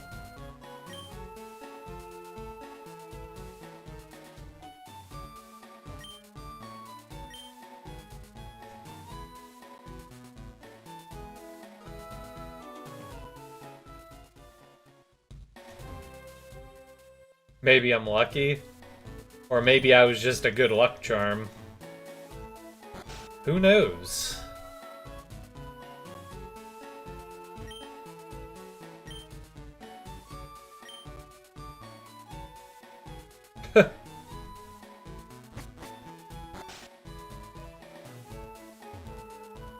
Chrono Island? Nani?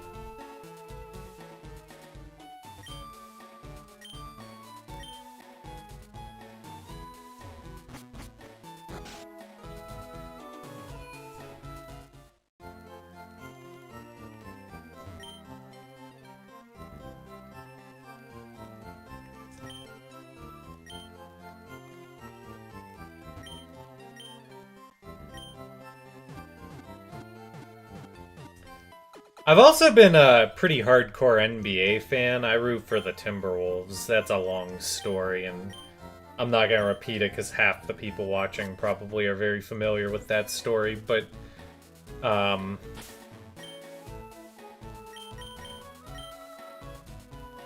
NBA, man, it's a rough product. Like, I love my team, but I hate the NBA.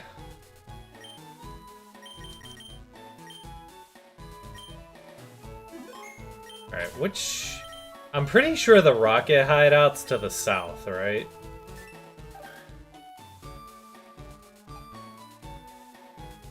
So maybe we go north first?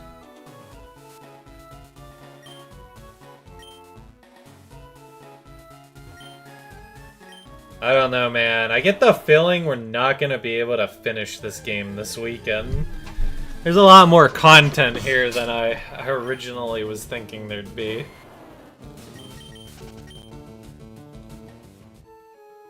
I was thinking the Sevi Islands would be like a hop, skip, and jump, and now it's like, when will the Sevi Islands end? That's probably a good thing, though, because I feel like I gotta be like at least level 65 before rematching the Elite Four. Schmeargle. You know, Schmeargle's a pretty forgettable Pokemon. Like, in lieu of our conversation earlier about forgettable Pokemon, I feel like Smeargle has just enough novelty, though, that you can't really call it, like, the most forgettable. Like, yeah, it's pretty forgettable.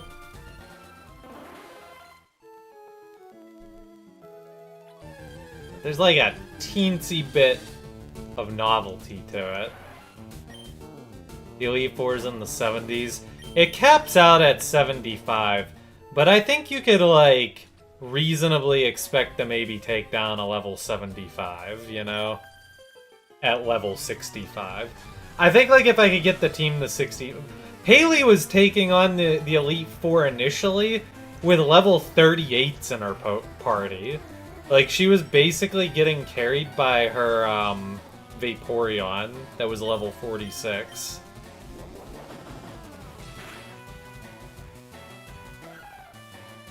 Don't use your Master Ball, get Entei.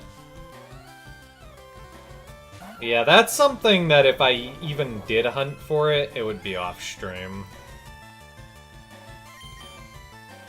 I really hope that they do bring Ruby, Sapphire, and Emerald to the Switch. Oh, that was a mistake. I have Sleep Talk and I misclicked. And you know what's gonna happen? I'm gonna use Sleep Talk now and I'm gonna miss. Or I'm gonna wake up.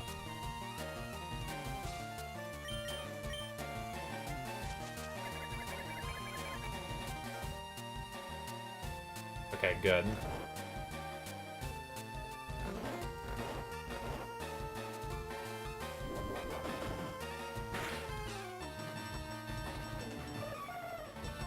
I think they have to bring Ruby, Sapphire, and Emerald, man. Those games are just, like, too connected to each other. I think if they do that, it'll be interesting, because then I'll have some decisions to make. I might approach Ruby, Sapphire, Emerald as, like, maybe I do my personal project on it. But that kind of defeats the point, because I said I didn't want to trade for the Battle Frontier old school style.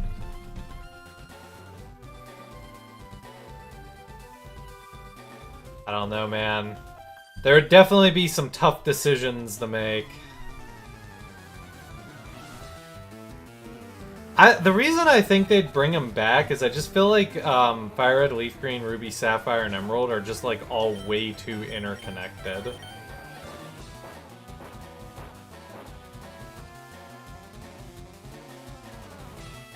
Smeargle's forgettable outside the competitive scene. But yeah, see, that's the thing. It had a place in the competitive scene, didn't it? Wow, I'm still asleep. Like, the most forgettable Pokemon is probably something that isn't in the competitive scene at all. What's my go-to Hoenn starter? I don't know if I really have one. Nowadays, I call Trico my second favorite Pokemon, and, well, actually, I call it tied for my second favorite, because Alolan Ninetales is, like, side by side with it.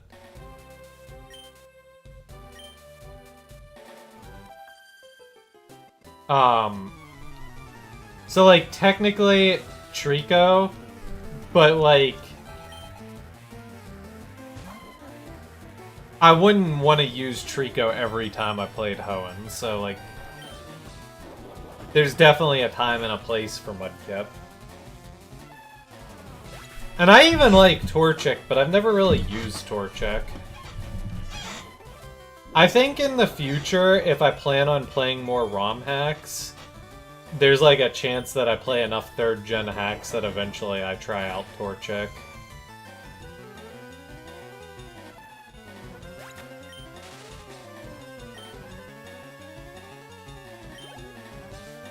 Yeah, my point definitely stands, though, about Smeargle. If it was used competitively, that means it had a place.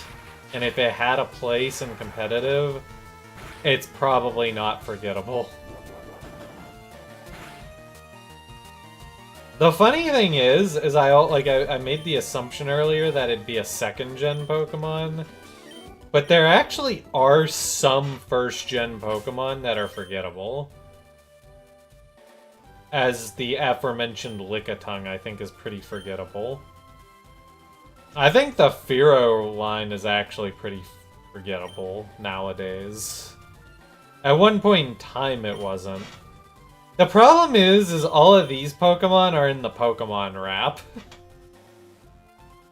And there's enough people that know the Pokemon rap by heart that you can't really say they're forgettable. I would say Parasect is pretty forgettable.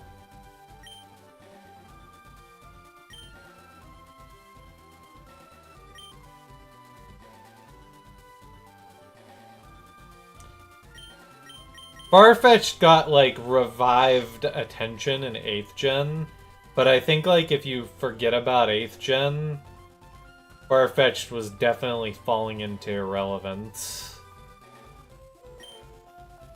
I think Seal and Dugong are kind of forgettable.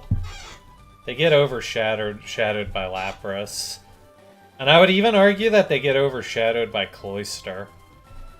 Cloyster at least has the,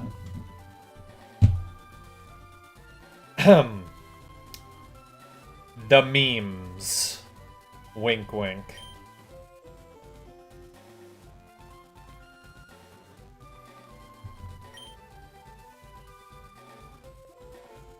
Hitmonlee and Hitmonchan are kind of forgettable.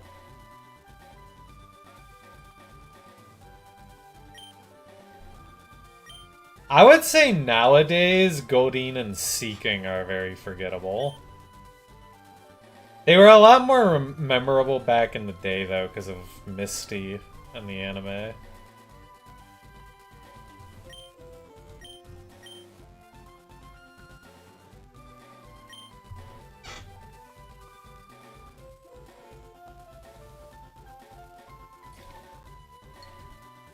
I think the first-gen fossils are kind of forgettable now, too. Remoraid and Finneon. Yeah, I was talking about Finneon earlier, and I said the problem with Finneon is that everybody, like, has pegged it as a forgettable Pokemon, so now it's known as the forgettable Pokemon, and that makes it not forgettable. Because every time I see the discussion, it's like, Herdy-dur, Finneon's forgettable. So it's like, is it really forgettable if everyone remembers that it's forgettable? I do agree with Remoraid, though. I kind of forgot about Remoraid. I was saying earlier that I think 2nd Gen is probably where the most forgettable Pokemon probably lies. Because a lot of 2nd Gen Pokemon are pretty, like, mundane. And a lot of them haven't gotten much love.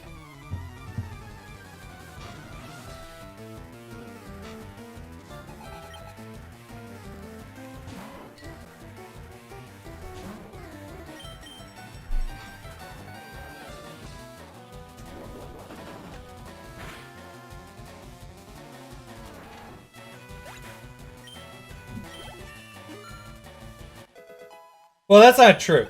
I'd say, like, 2nd Gen is, like, split between having, like, banger Pokemon that are memorable and then ones that are, like, fallen off and forgotten to time.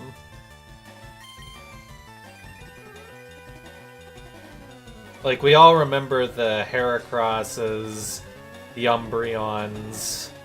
We remember Skarmory because Skarmory has been a franchise staple now for a long time.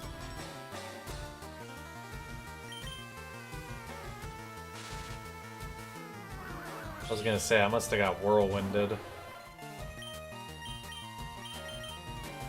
Then you got, like, the Pokemon that got Megas, like Ampharos. Or new evolutions, like... Yanma would be pretty frickin' forgettable, but Yanmega's a pretty banger design.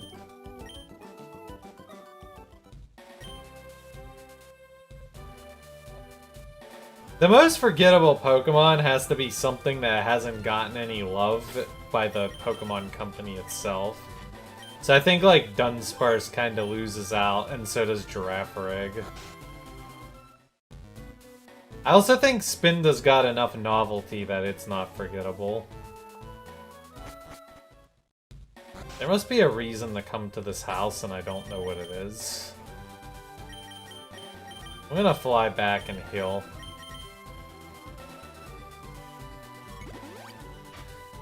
I'm gonna take an AFK break, and then when I return, we'll try to wrap up 5 Island today, and at the rate we're going, we might not finish on Sunday. Because I'm thinking we still have 7 Island. Well, I don't know, maybe we can do 7 Island and Mewtwo. It might be possible. It might be possible, we'll see. Yeah, I was thinking about Jinx and how it's weird that it got a baby Pokemon but not a new evolution in 4th Gen. Because it feels like Jinx was supposed to be like a trio with Magmar and Electabuzz. The problem is Jinx is just such a weird design, and also it's a Psychic type. I feel like it should have been a pure ice type.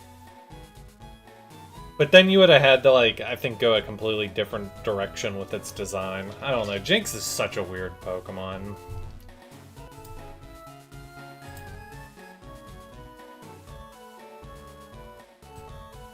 Alright, anyways, I'm going to take a quick BRB break, guys. Thanks for tuning in.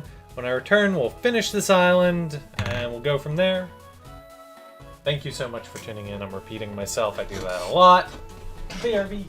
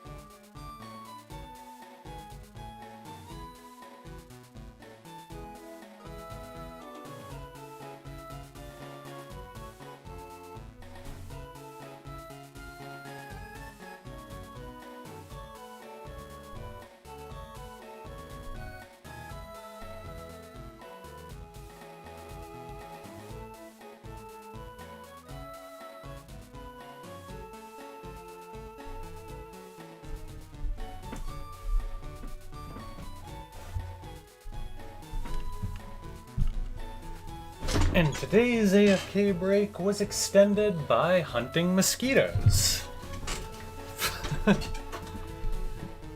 Alright, I'm back.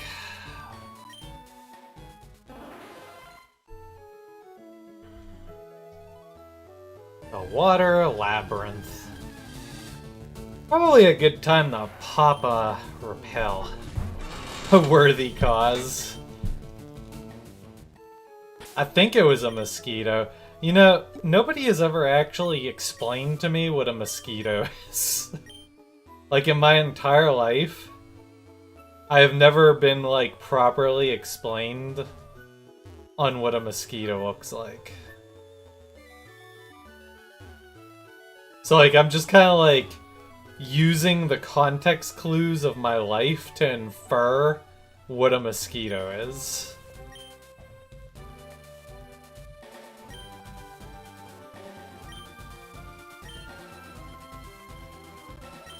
Oh, egg. Oh, I gotta come back here for an egg. Isn't this a Togepi egg?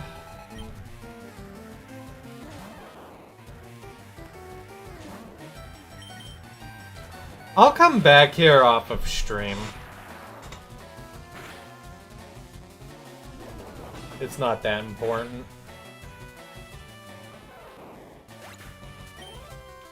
They make a whiny sound. Not sure that helps me any.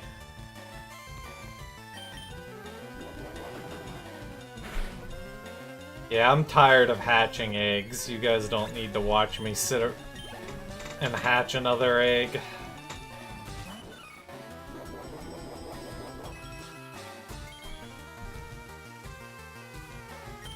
I'm pretty sure it's a Togepi egg. I'm not concerned with the Kanto Dex right now. I would reconsider caring about the Kanto Dex if they bring Ruby, Sapphire, Emerald to the Switch. Then I'll care. But until then, it's a moot point. Alright, I'm probably gonna need Cut for the next section. Which means I gotta bring Sandslash back to the squad. You guys think I'll need,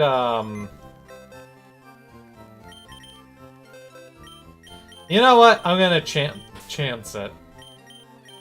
I'm gonna make the assumption that I don't need Rock Smash and Strength.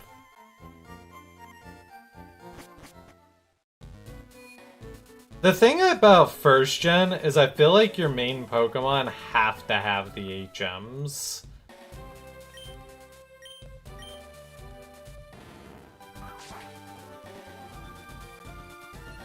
Did I say Kanto Dex? Yeah, I don't care about the National Dex.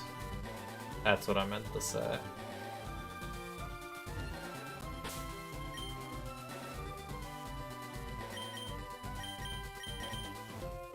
But anyways.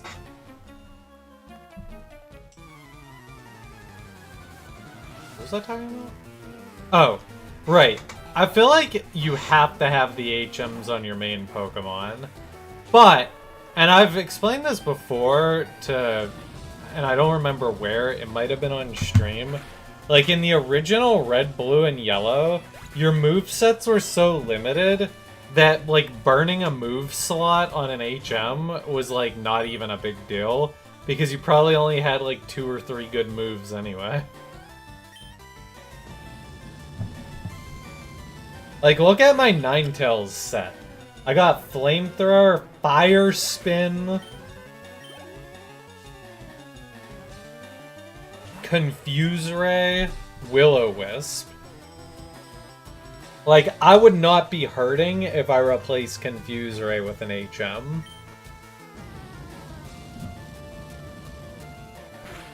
And I really only put Fire Spin on it for the memes.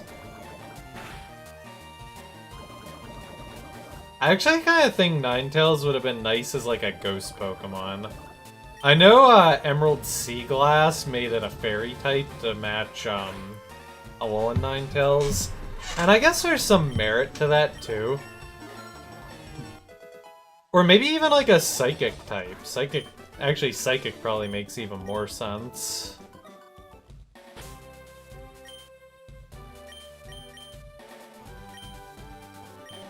Alright, I could go back and heal, but it's faster to just pop a full restore.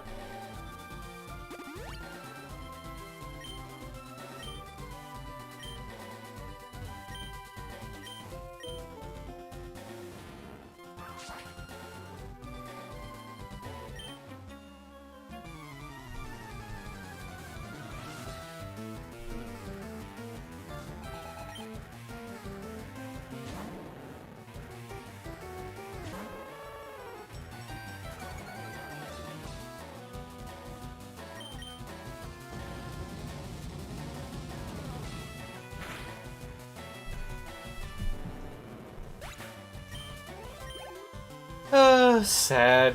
I guess Haley isn't gonna come around tonight.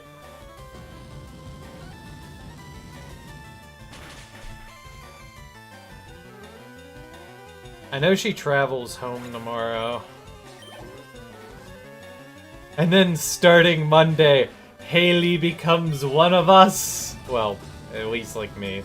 I don't know what you guys do with your lives, but she gets to join the system and be a wage slave until the end of her days. Haley finally starts her real job.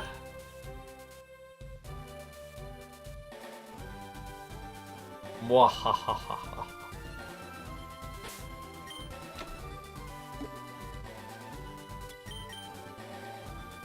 Technically, she's still not starting her real job, though. But she got hired at, like, where she was interning. And she's gonna do, like, some other stuff until she gets her next temporary license.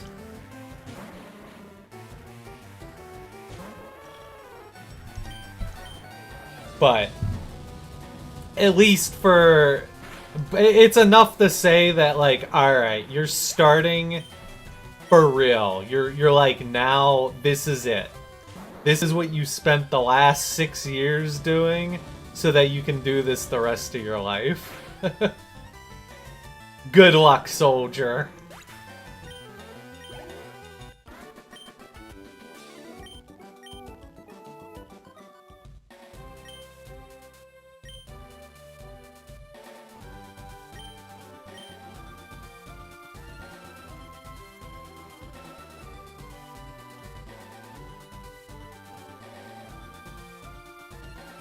Oh, I see what you mean. Both of the passwords are like, what do they call it? Anagrams or whatever? Goldine need log and yes not Chansey. That's wild. Did I actually need Cut to get here? It doesn't matter. We have enough good Pokemon on the squad here.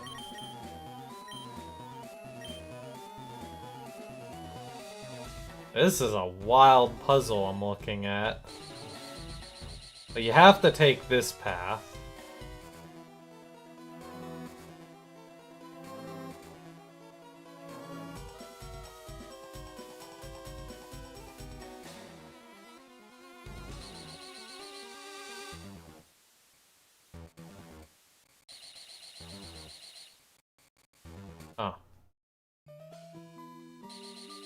Oh! I'm trolling! I missed an item! No!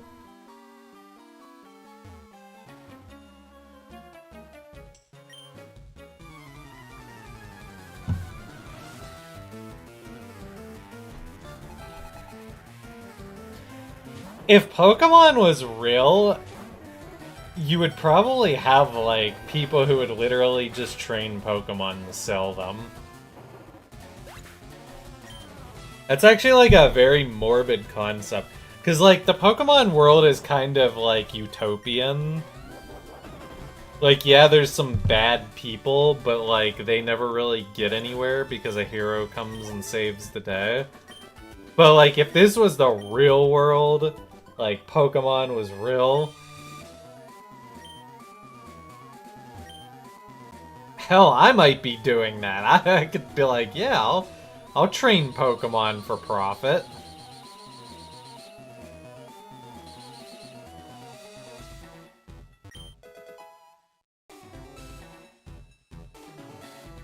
Investment training arc. I mean, I don't think... that's not what I wanted to do. I don't think, Okay, this, tripping?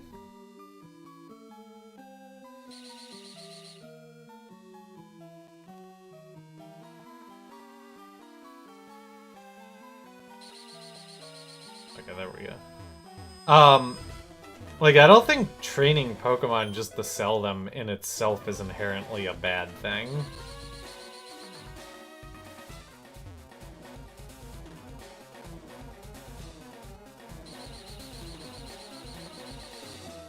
Okay, that just sent me in a circle.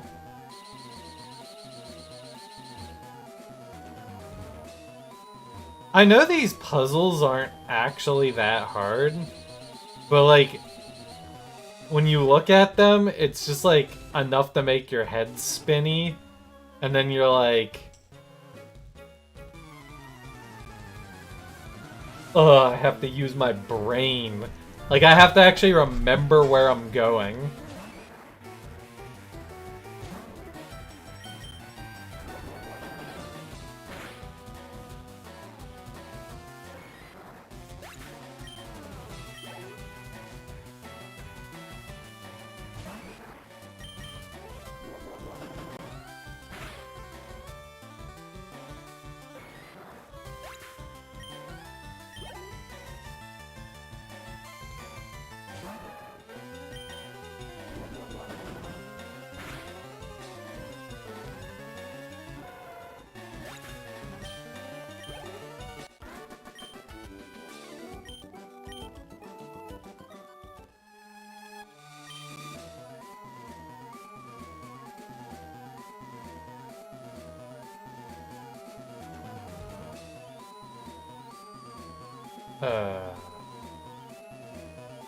Well, it's not top, right? This should just send me in a loop.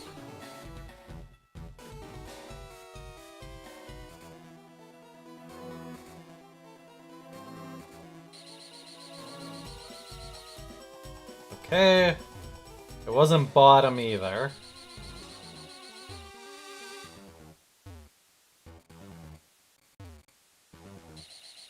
Not a top, not a bottom, just a switch. I mean, what?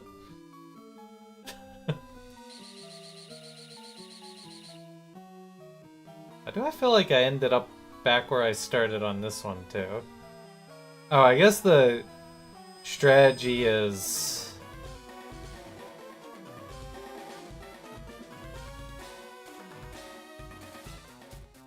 walk around this way. There we go. I figured it out, guys. I'm a genius. Praise me. Okay. And then I realized I still had not actually solved the puzzle.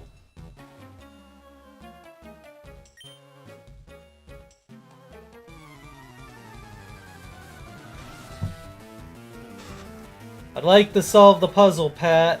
Wait, Pat retired. No! You know, I gotta say, I am mind-boggled that Vanna White did not retire with Pat Sajak. I was like, for sure they're a package deal, right? But nope.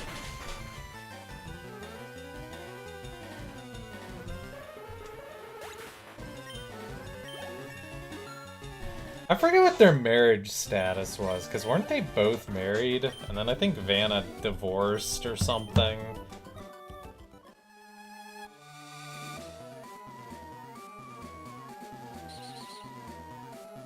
Is the implication that Rocket isn't successful without Giovanni? I don't know.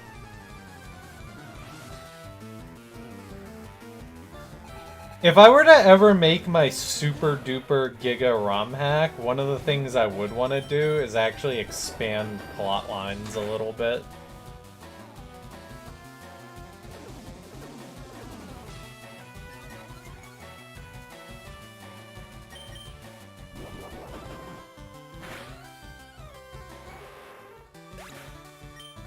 I find Team Rocket's story arc and Heart Gold Soul Silver to be astoundingly uninspiring.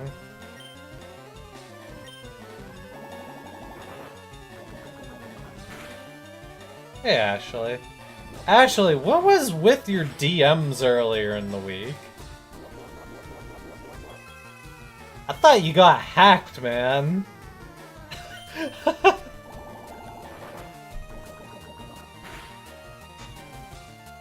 Oh, so it was hackers. Okay.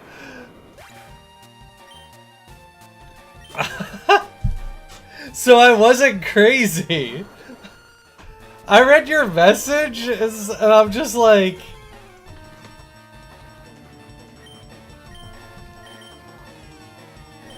But that was like so weird because... Don't hackers usually just try to hack other people?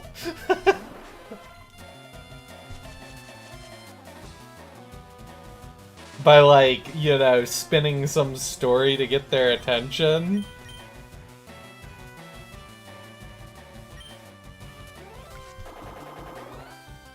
I'm like, there ain't no way you don't know that I hate Minecraft.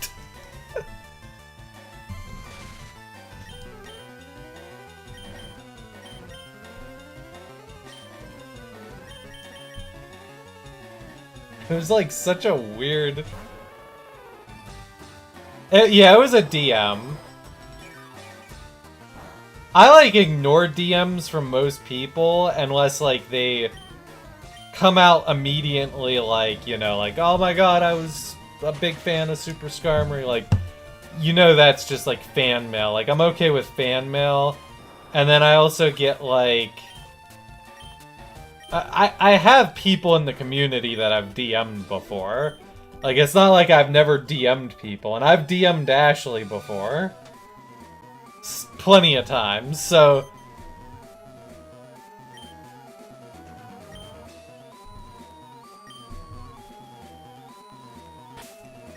When she came asking me about Minecraft, I'm just like, huh?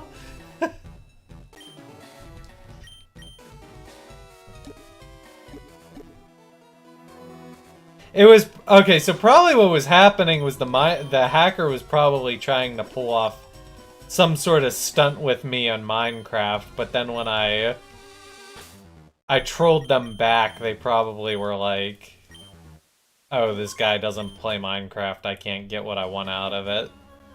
That's probably what happened.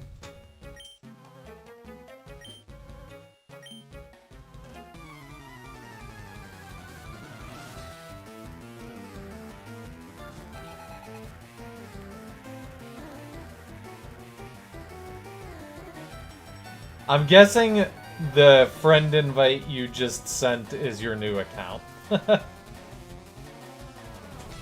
Did you also get hacked on Steam? Because I saw you added me on Steam as well. No? Oh, then why did you add me on Steam? I thought we were already friends on Steam.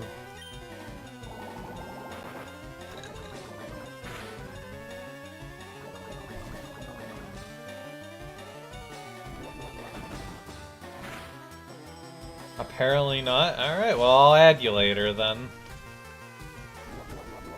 I'll, friend your Discord account too.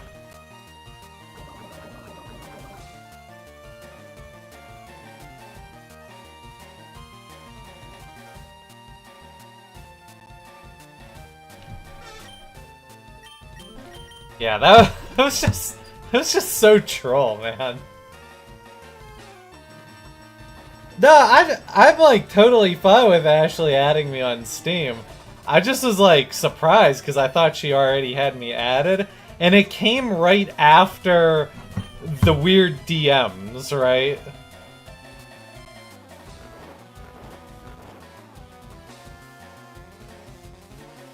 Because whoever hacked Ashley's account came and asked me like if I play Minecraft. I'm just like, huh?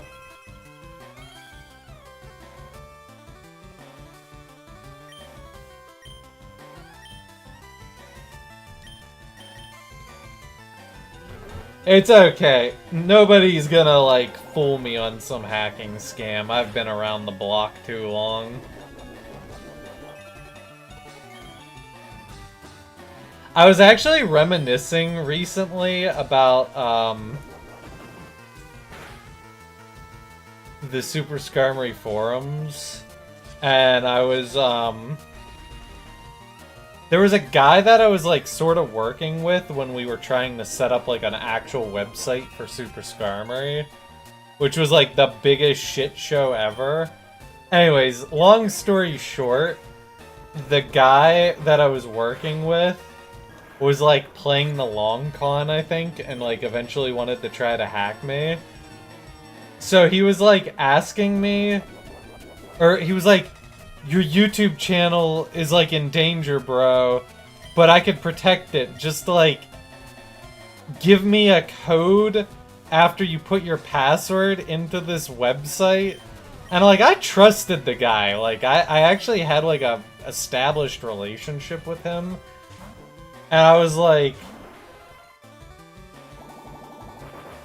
And I talked about it with Majora's Fan.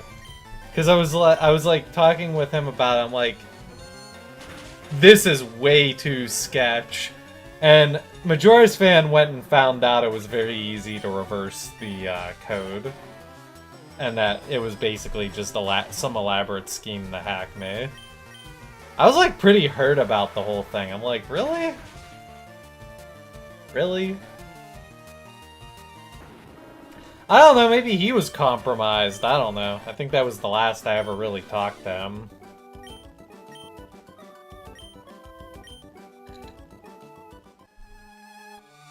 Luckily there are people who know you well enough to know how you speak. Well, I know how you speak, but that wasn't what tipped me off in the DM. What tipped me off was you asking about Minecraft. I'm just like, there ain't no way Ashley is asking me about Minecraft.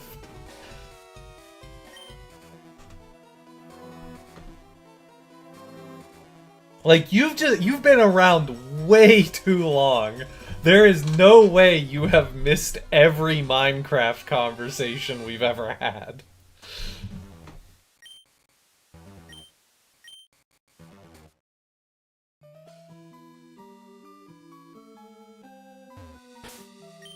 That was funny, though.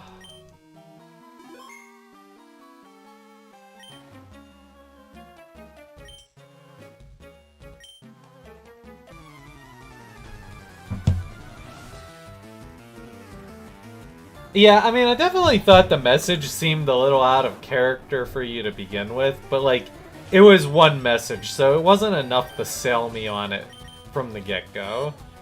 Like, I needed more intel.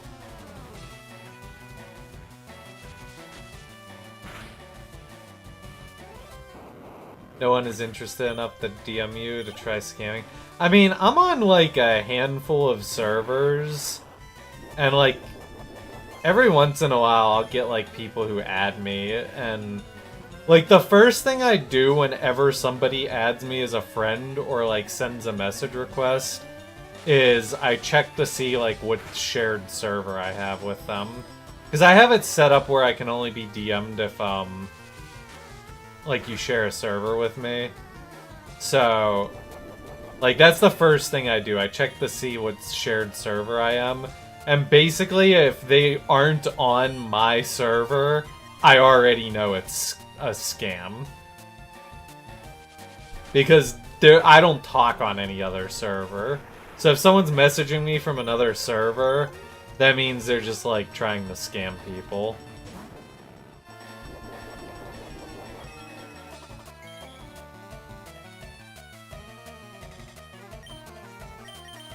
I think this is a switch angle. Actually, this would have been a good time to send out Sandslash, but oh well.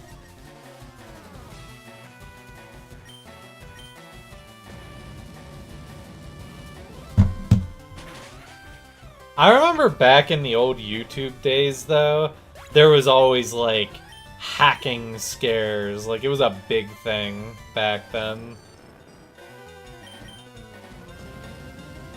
I have never been hacked on anything, knock on wood. To be fair, my YouTube password would be like, it would take some 8D scientist god. Oh, what the hell? I just had my flash fire traced. I better switch. Because for the longest time, my YouTube password was so complicated that I didn't even know how to... Like, I had to, like, type it in from a guide because I made it so flipping complicated. I was, like, not taking any chances on making a password that could be hacked.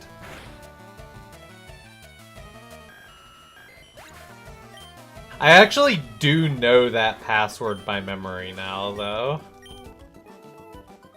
But it took like a very long time to memorize it.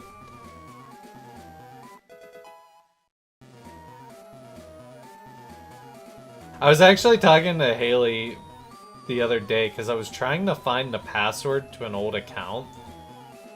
And the recovery email no longer exists. Which is a real problem.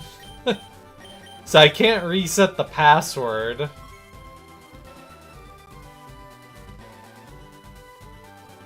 Wait, I'm confused. Is it possible to go even further south of here? It looks like it is.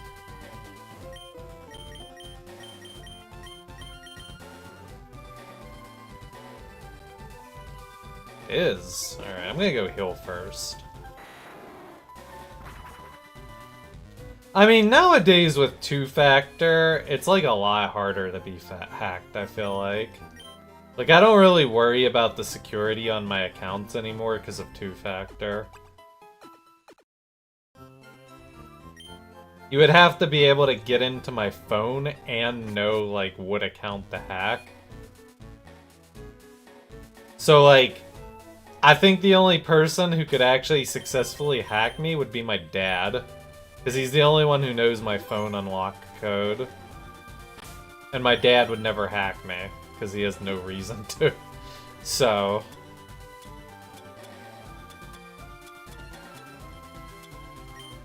I don't really have to worry about that.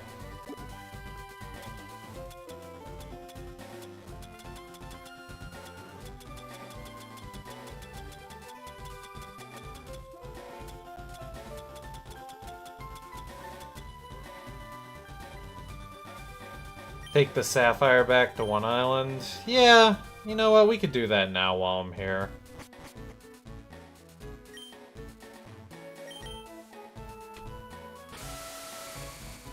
Hackers got around two-factor by spoofing numbers. Yeah, I know it's not infallible, but... I also, like, don't really feel like I have to fear for my security anymore, because, like... I don't think anybody cares about hacking Super Skarmory anymore. Like, obviously, back when I was a big YouTuber, there was, like, that fear that always loomed. Like, what if somebody was coming for my account? I remember I used to get, like, people trying to log into my Facebook and Twitter accounts, like, back in the day, too.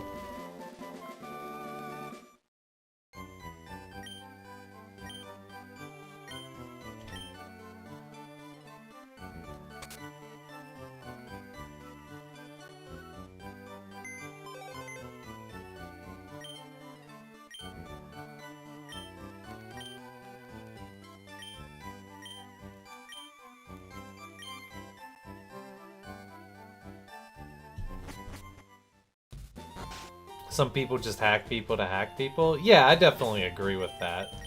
But to be like someone that people just try to hack, you have to actually be on their radar in the first place.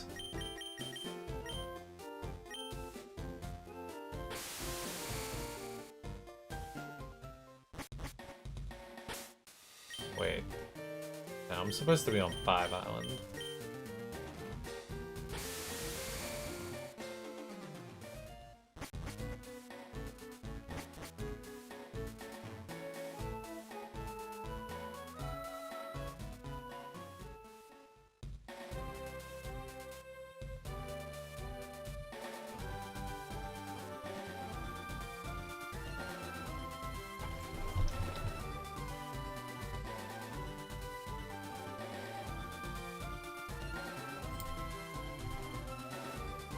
Hey Izzy, feel like it's been a while since I've seen you around. Welcome back.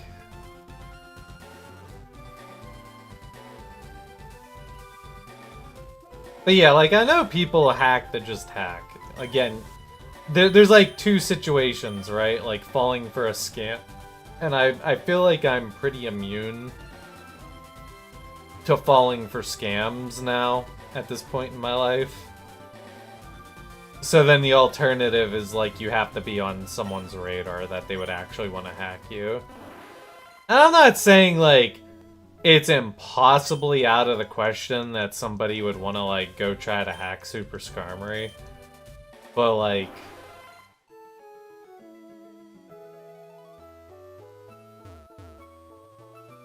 I don't know. I just can't see myself really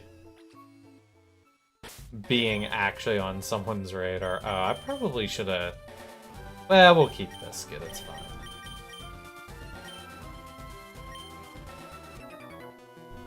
Mr. Beast Discord scam? I don't see a lot of Discord scams. I'm probably not on enough servers for that to pop up.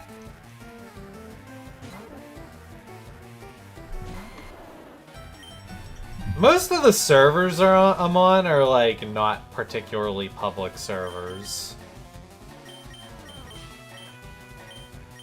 Like, they're, like, more smaller communities like mine. The open RCT Discord, I sometimes get spammers from.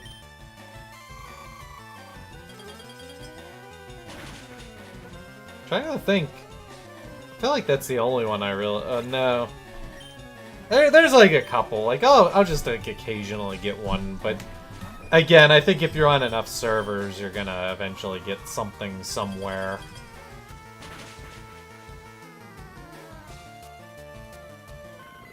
Again, part of it's also just like, you know what, if someone successfully hacks me and like deletes everything and I can't recover it, it's like, well... I guess it is what it is, right? Like... There was a part of me that was, so committed to retiring, like, not even a year ago, that it's like, I guess if it all goes away, it's, like, sad, but... I don't know, it is what it is.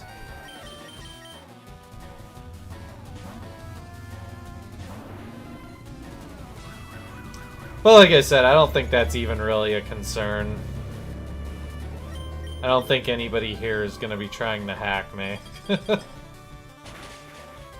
And if they do try to hack me, they better come at me with a better scam than Minecraft. Minecraft, of all things.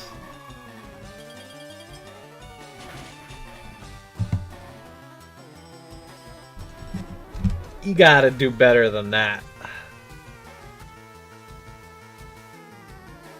They're like, how could we hack the great Super Skarmory? What about Minecraft? Genius, send out the message.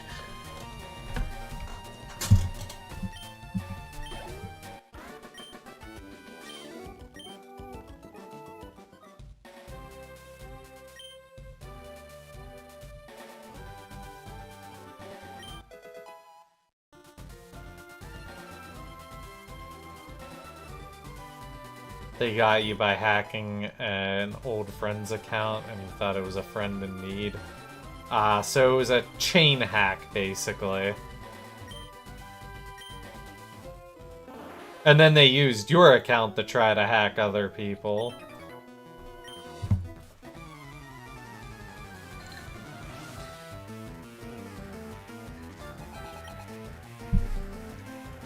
See, that's my secret. I'm skeptical of everyone. I'm even skeptical of my own friends.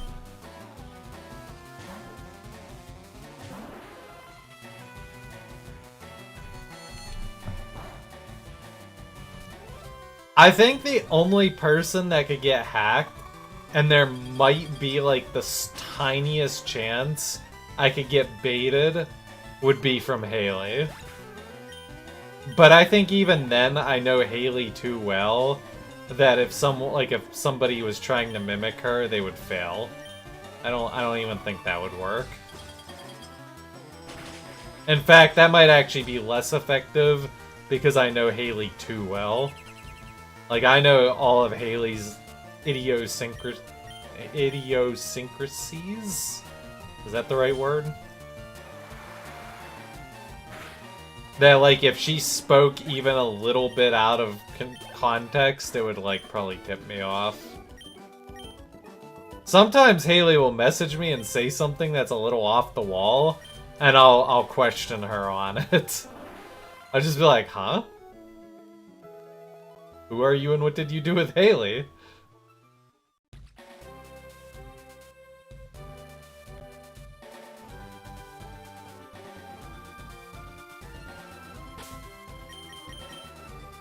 If Haley isn't bullying me, then you know it is not Haley.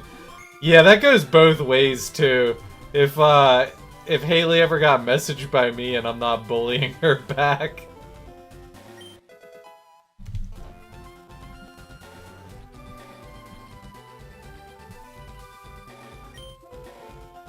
Scrub.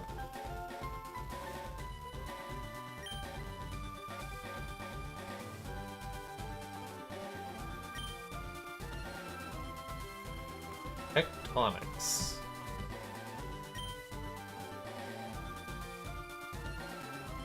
Imagine using a lemonade as an offering. Speaking of Haley...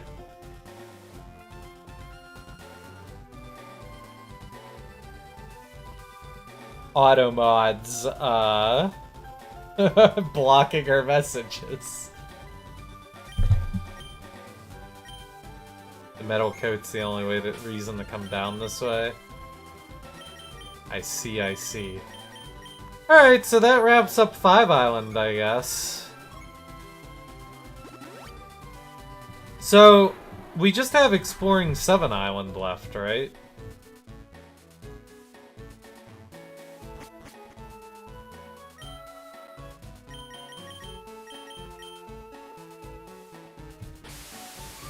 Fake Haley trying to hack me. I know, right? She said, hi, honey. Haley's never that nice to me. How do you get access to... Oh, you have to do it from, because I got these tickets. But you have to access those from Vermilion, right? Check out your Sunday.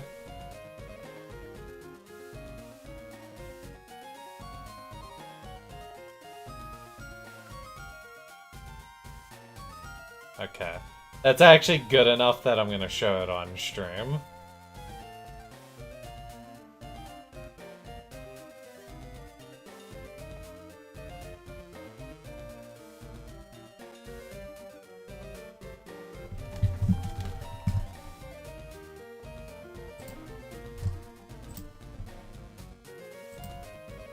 Look at that. That is just a god tier looking Sunday.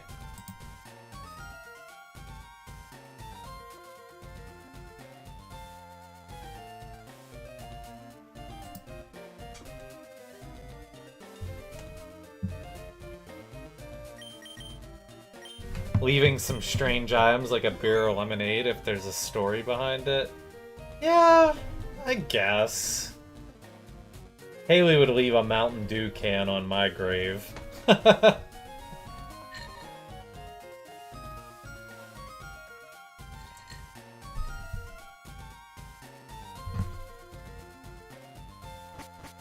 Alright, anyways, 7 Island.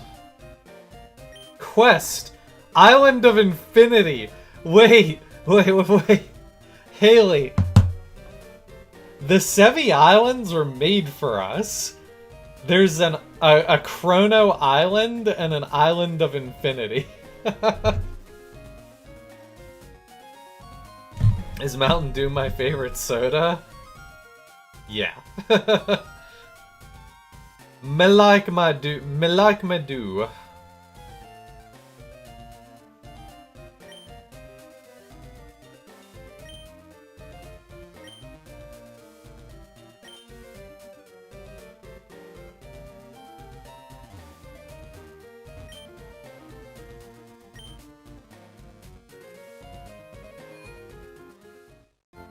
In the code, there's like 23 islands? What? Trainer Tower.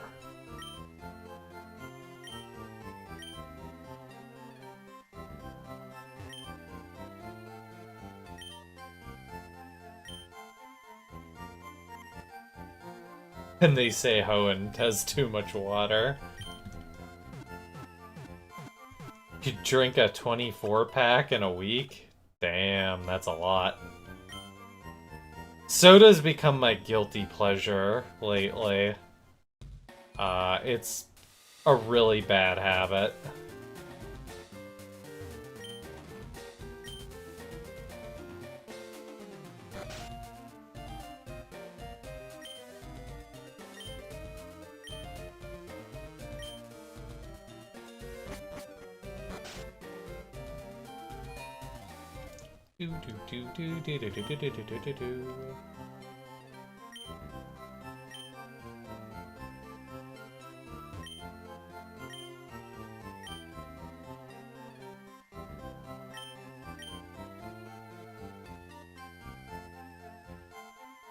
Huh, that's actually a pretty interesting fact, dropout. Most are copies of 1 to 7, missing, or just a literal sea with no land. Whoa, some great balls.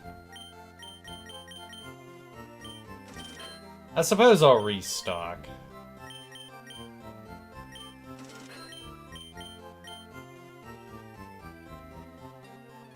You actually don't like Dr. Pepper? I thought you liked Dr. Pepper. Huh?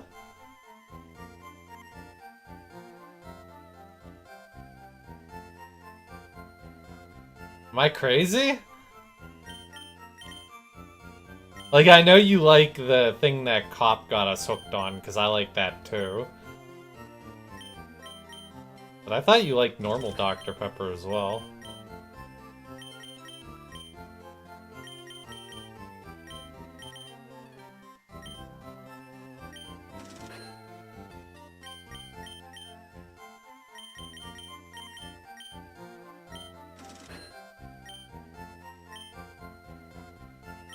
Am I crazy? Ian, you're hating it. Okay, didn't you used to like Dr. Pepper then? Huh? Dr. Pibb? That's a name not too many know of. I only know of it because of the old people in my office.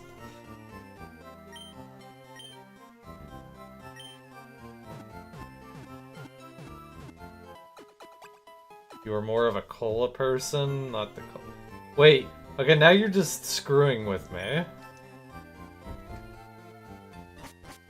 Guys, I'm being gaslit by Haley.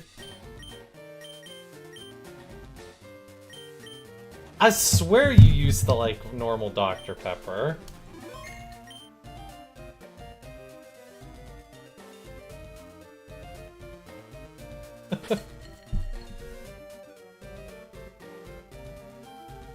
Roadhouse has Dr. Pibb?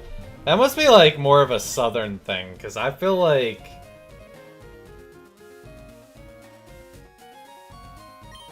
I've never seen Dr. Pibb or Mr. Pibb in my life.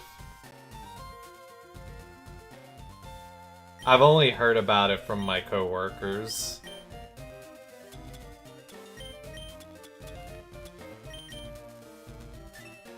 Alright, guys, I need you to be, like, honest with me for a second.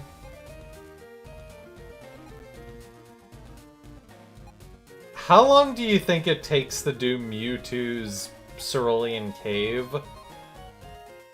Like, outside of catching Mewtwo itself? Like, is it a big cave? Is it like kind of a, you just dilly-dally a bit and then you find Mewtwo? Like, if we did 7 Island and Cerulean Cave plus Mewtwo on Sunday, could we do that all?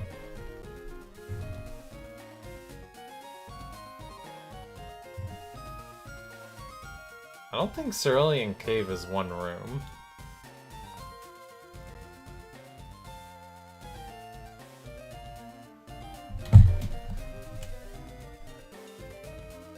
If we give ourselves 3 hours on Sunday for 7 Island plus Cerulean Cave plus Mewtwo, can we do it?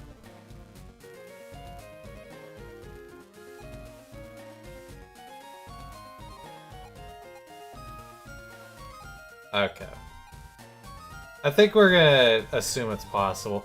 I mean, it took us a lot longer to do stuff today than I thought. But we did hit 4 Island, 5 Island, 6 Island, and each one was kind of like an hour in itself.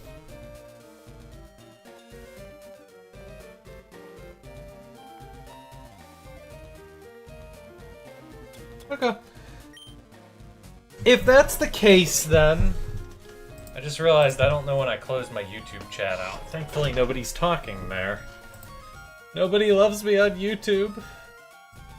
Actually, literally, nobody loves me on YouTube. Nobody's actually watching on YouTube.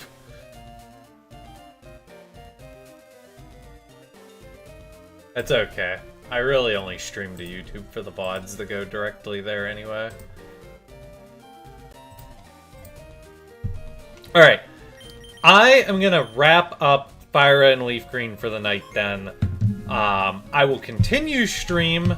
Okay, so, like, announcement time.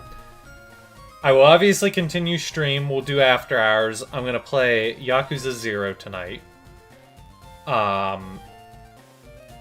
So that's a thing. So if you're the one person watching me on YouTube right now, you're gonna have to come over to Twitch if you're gonna keep watching stream. So that's gonna be tonight's after hours.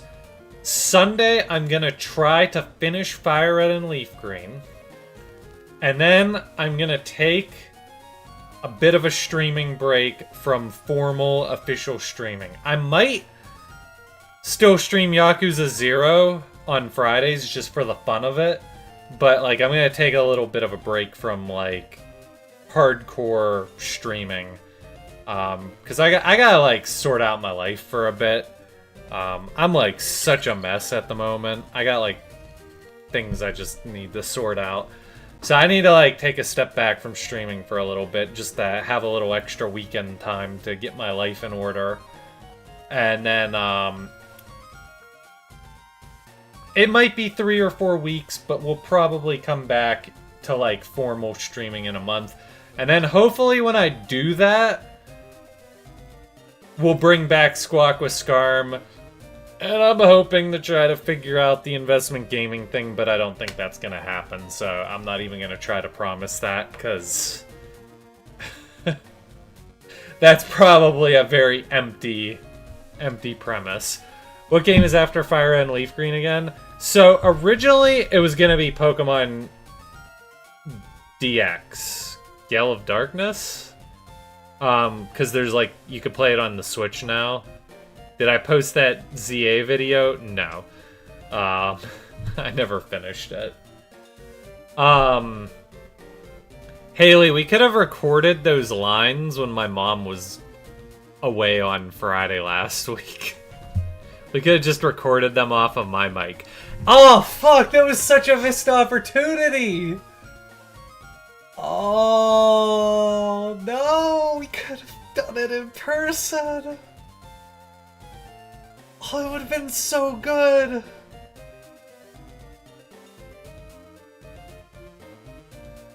Fuck! Oh, sorry, YouTube. I'm still streaming on YouTube. Fuck! Oh, that was such a missed opportunity. Because we could have actually did it on webcam, too. Which would have made it even better. Sorry, I'm having a moment. Literally nobody except Haley knows what I'm talking about right now. Shut up, Haley.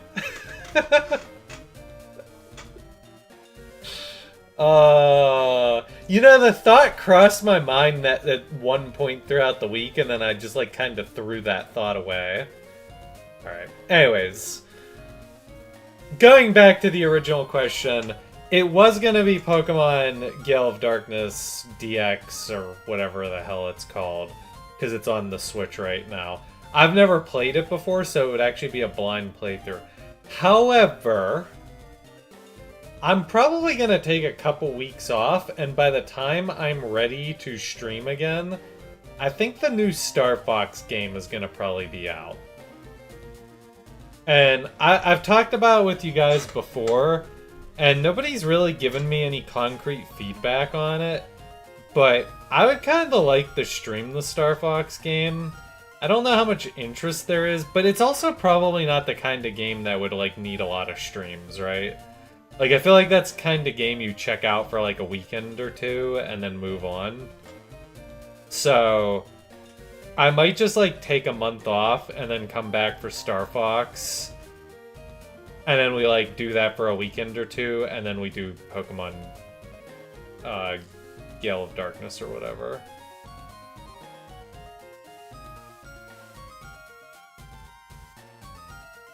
You would watch it, but you kind of hate how the characters look. I'm just kind of curious. Like, I feel like it's a waste of money, but it's also content. So, like, I'm kind of, like, more... I think, like, if I was not streaming, I would probably be more hesitant to buy it. But since I'm streaming, and I could get the digital version kind of cheap, it's like, yeah, maybe it's worth it. I mean, hell, me and Haley dropped... with my dad, probably $400 on Cedar Point to ride 4 rides. That was such a letdown.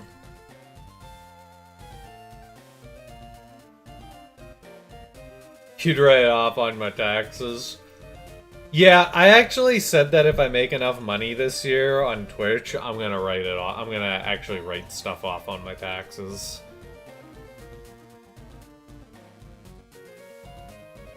Because I could probably turn I could probably write off, like, most of my income and offset it with expenses. Because I don't, like, make a lot of money, so, like, buy a handful of games and I've offset most of my profit. Unfortunately, Haley bought me Donkey Kong, so I can't write it off unless she still has the receipt for it.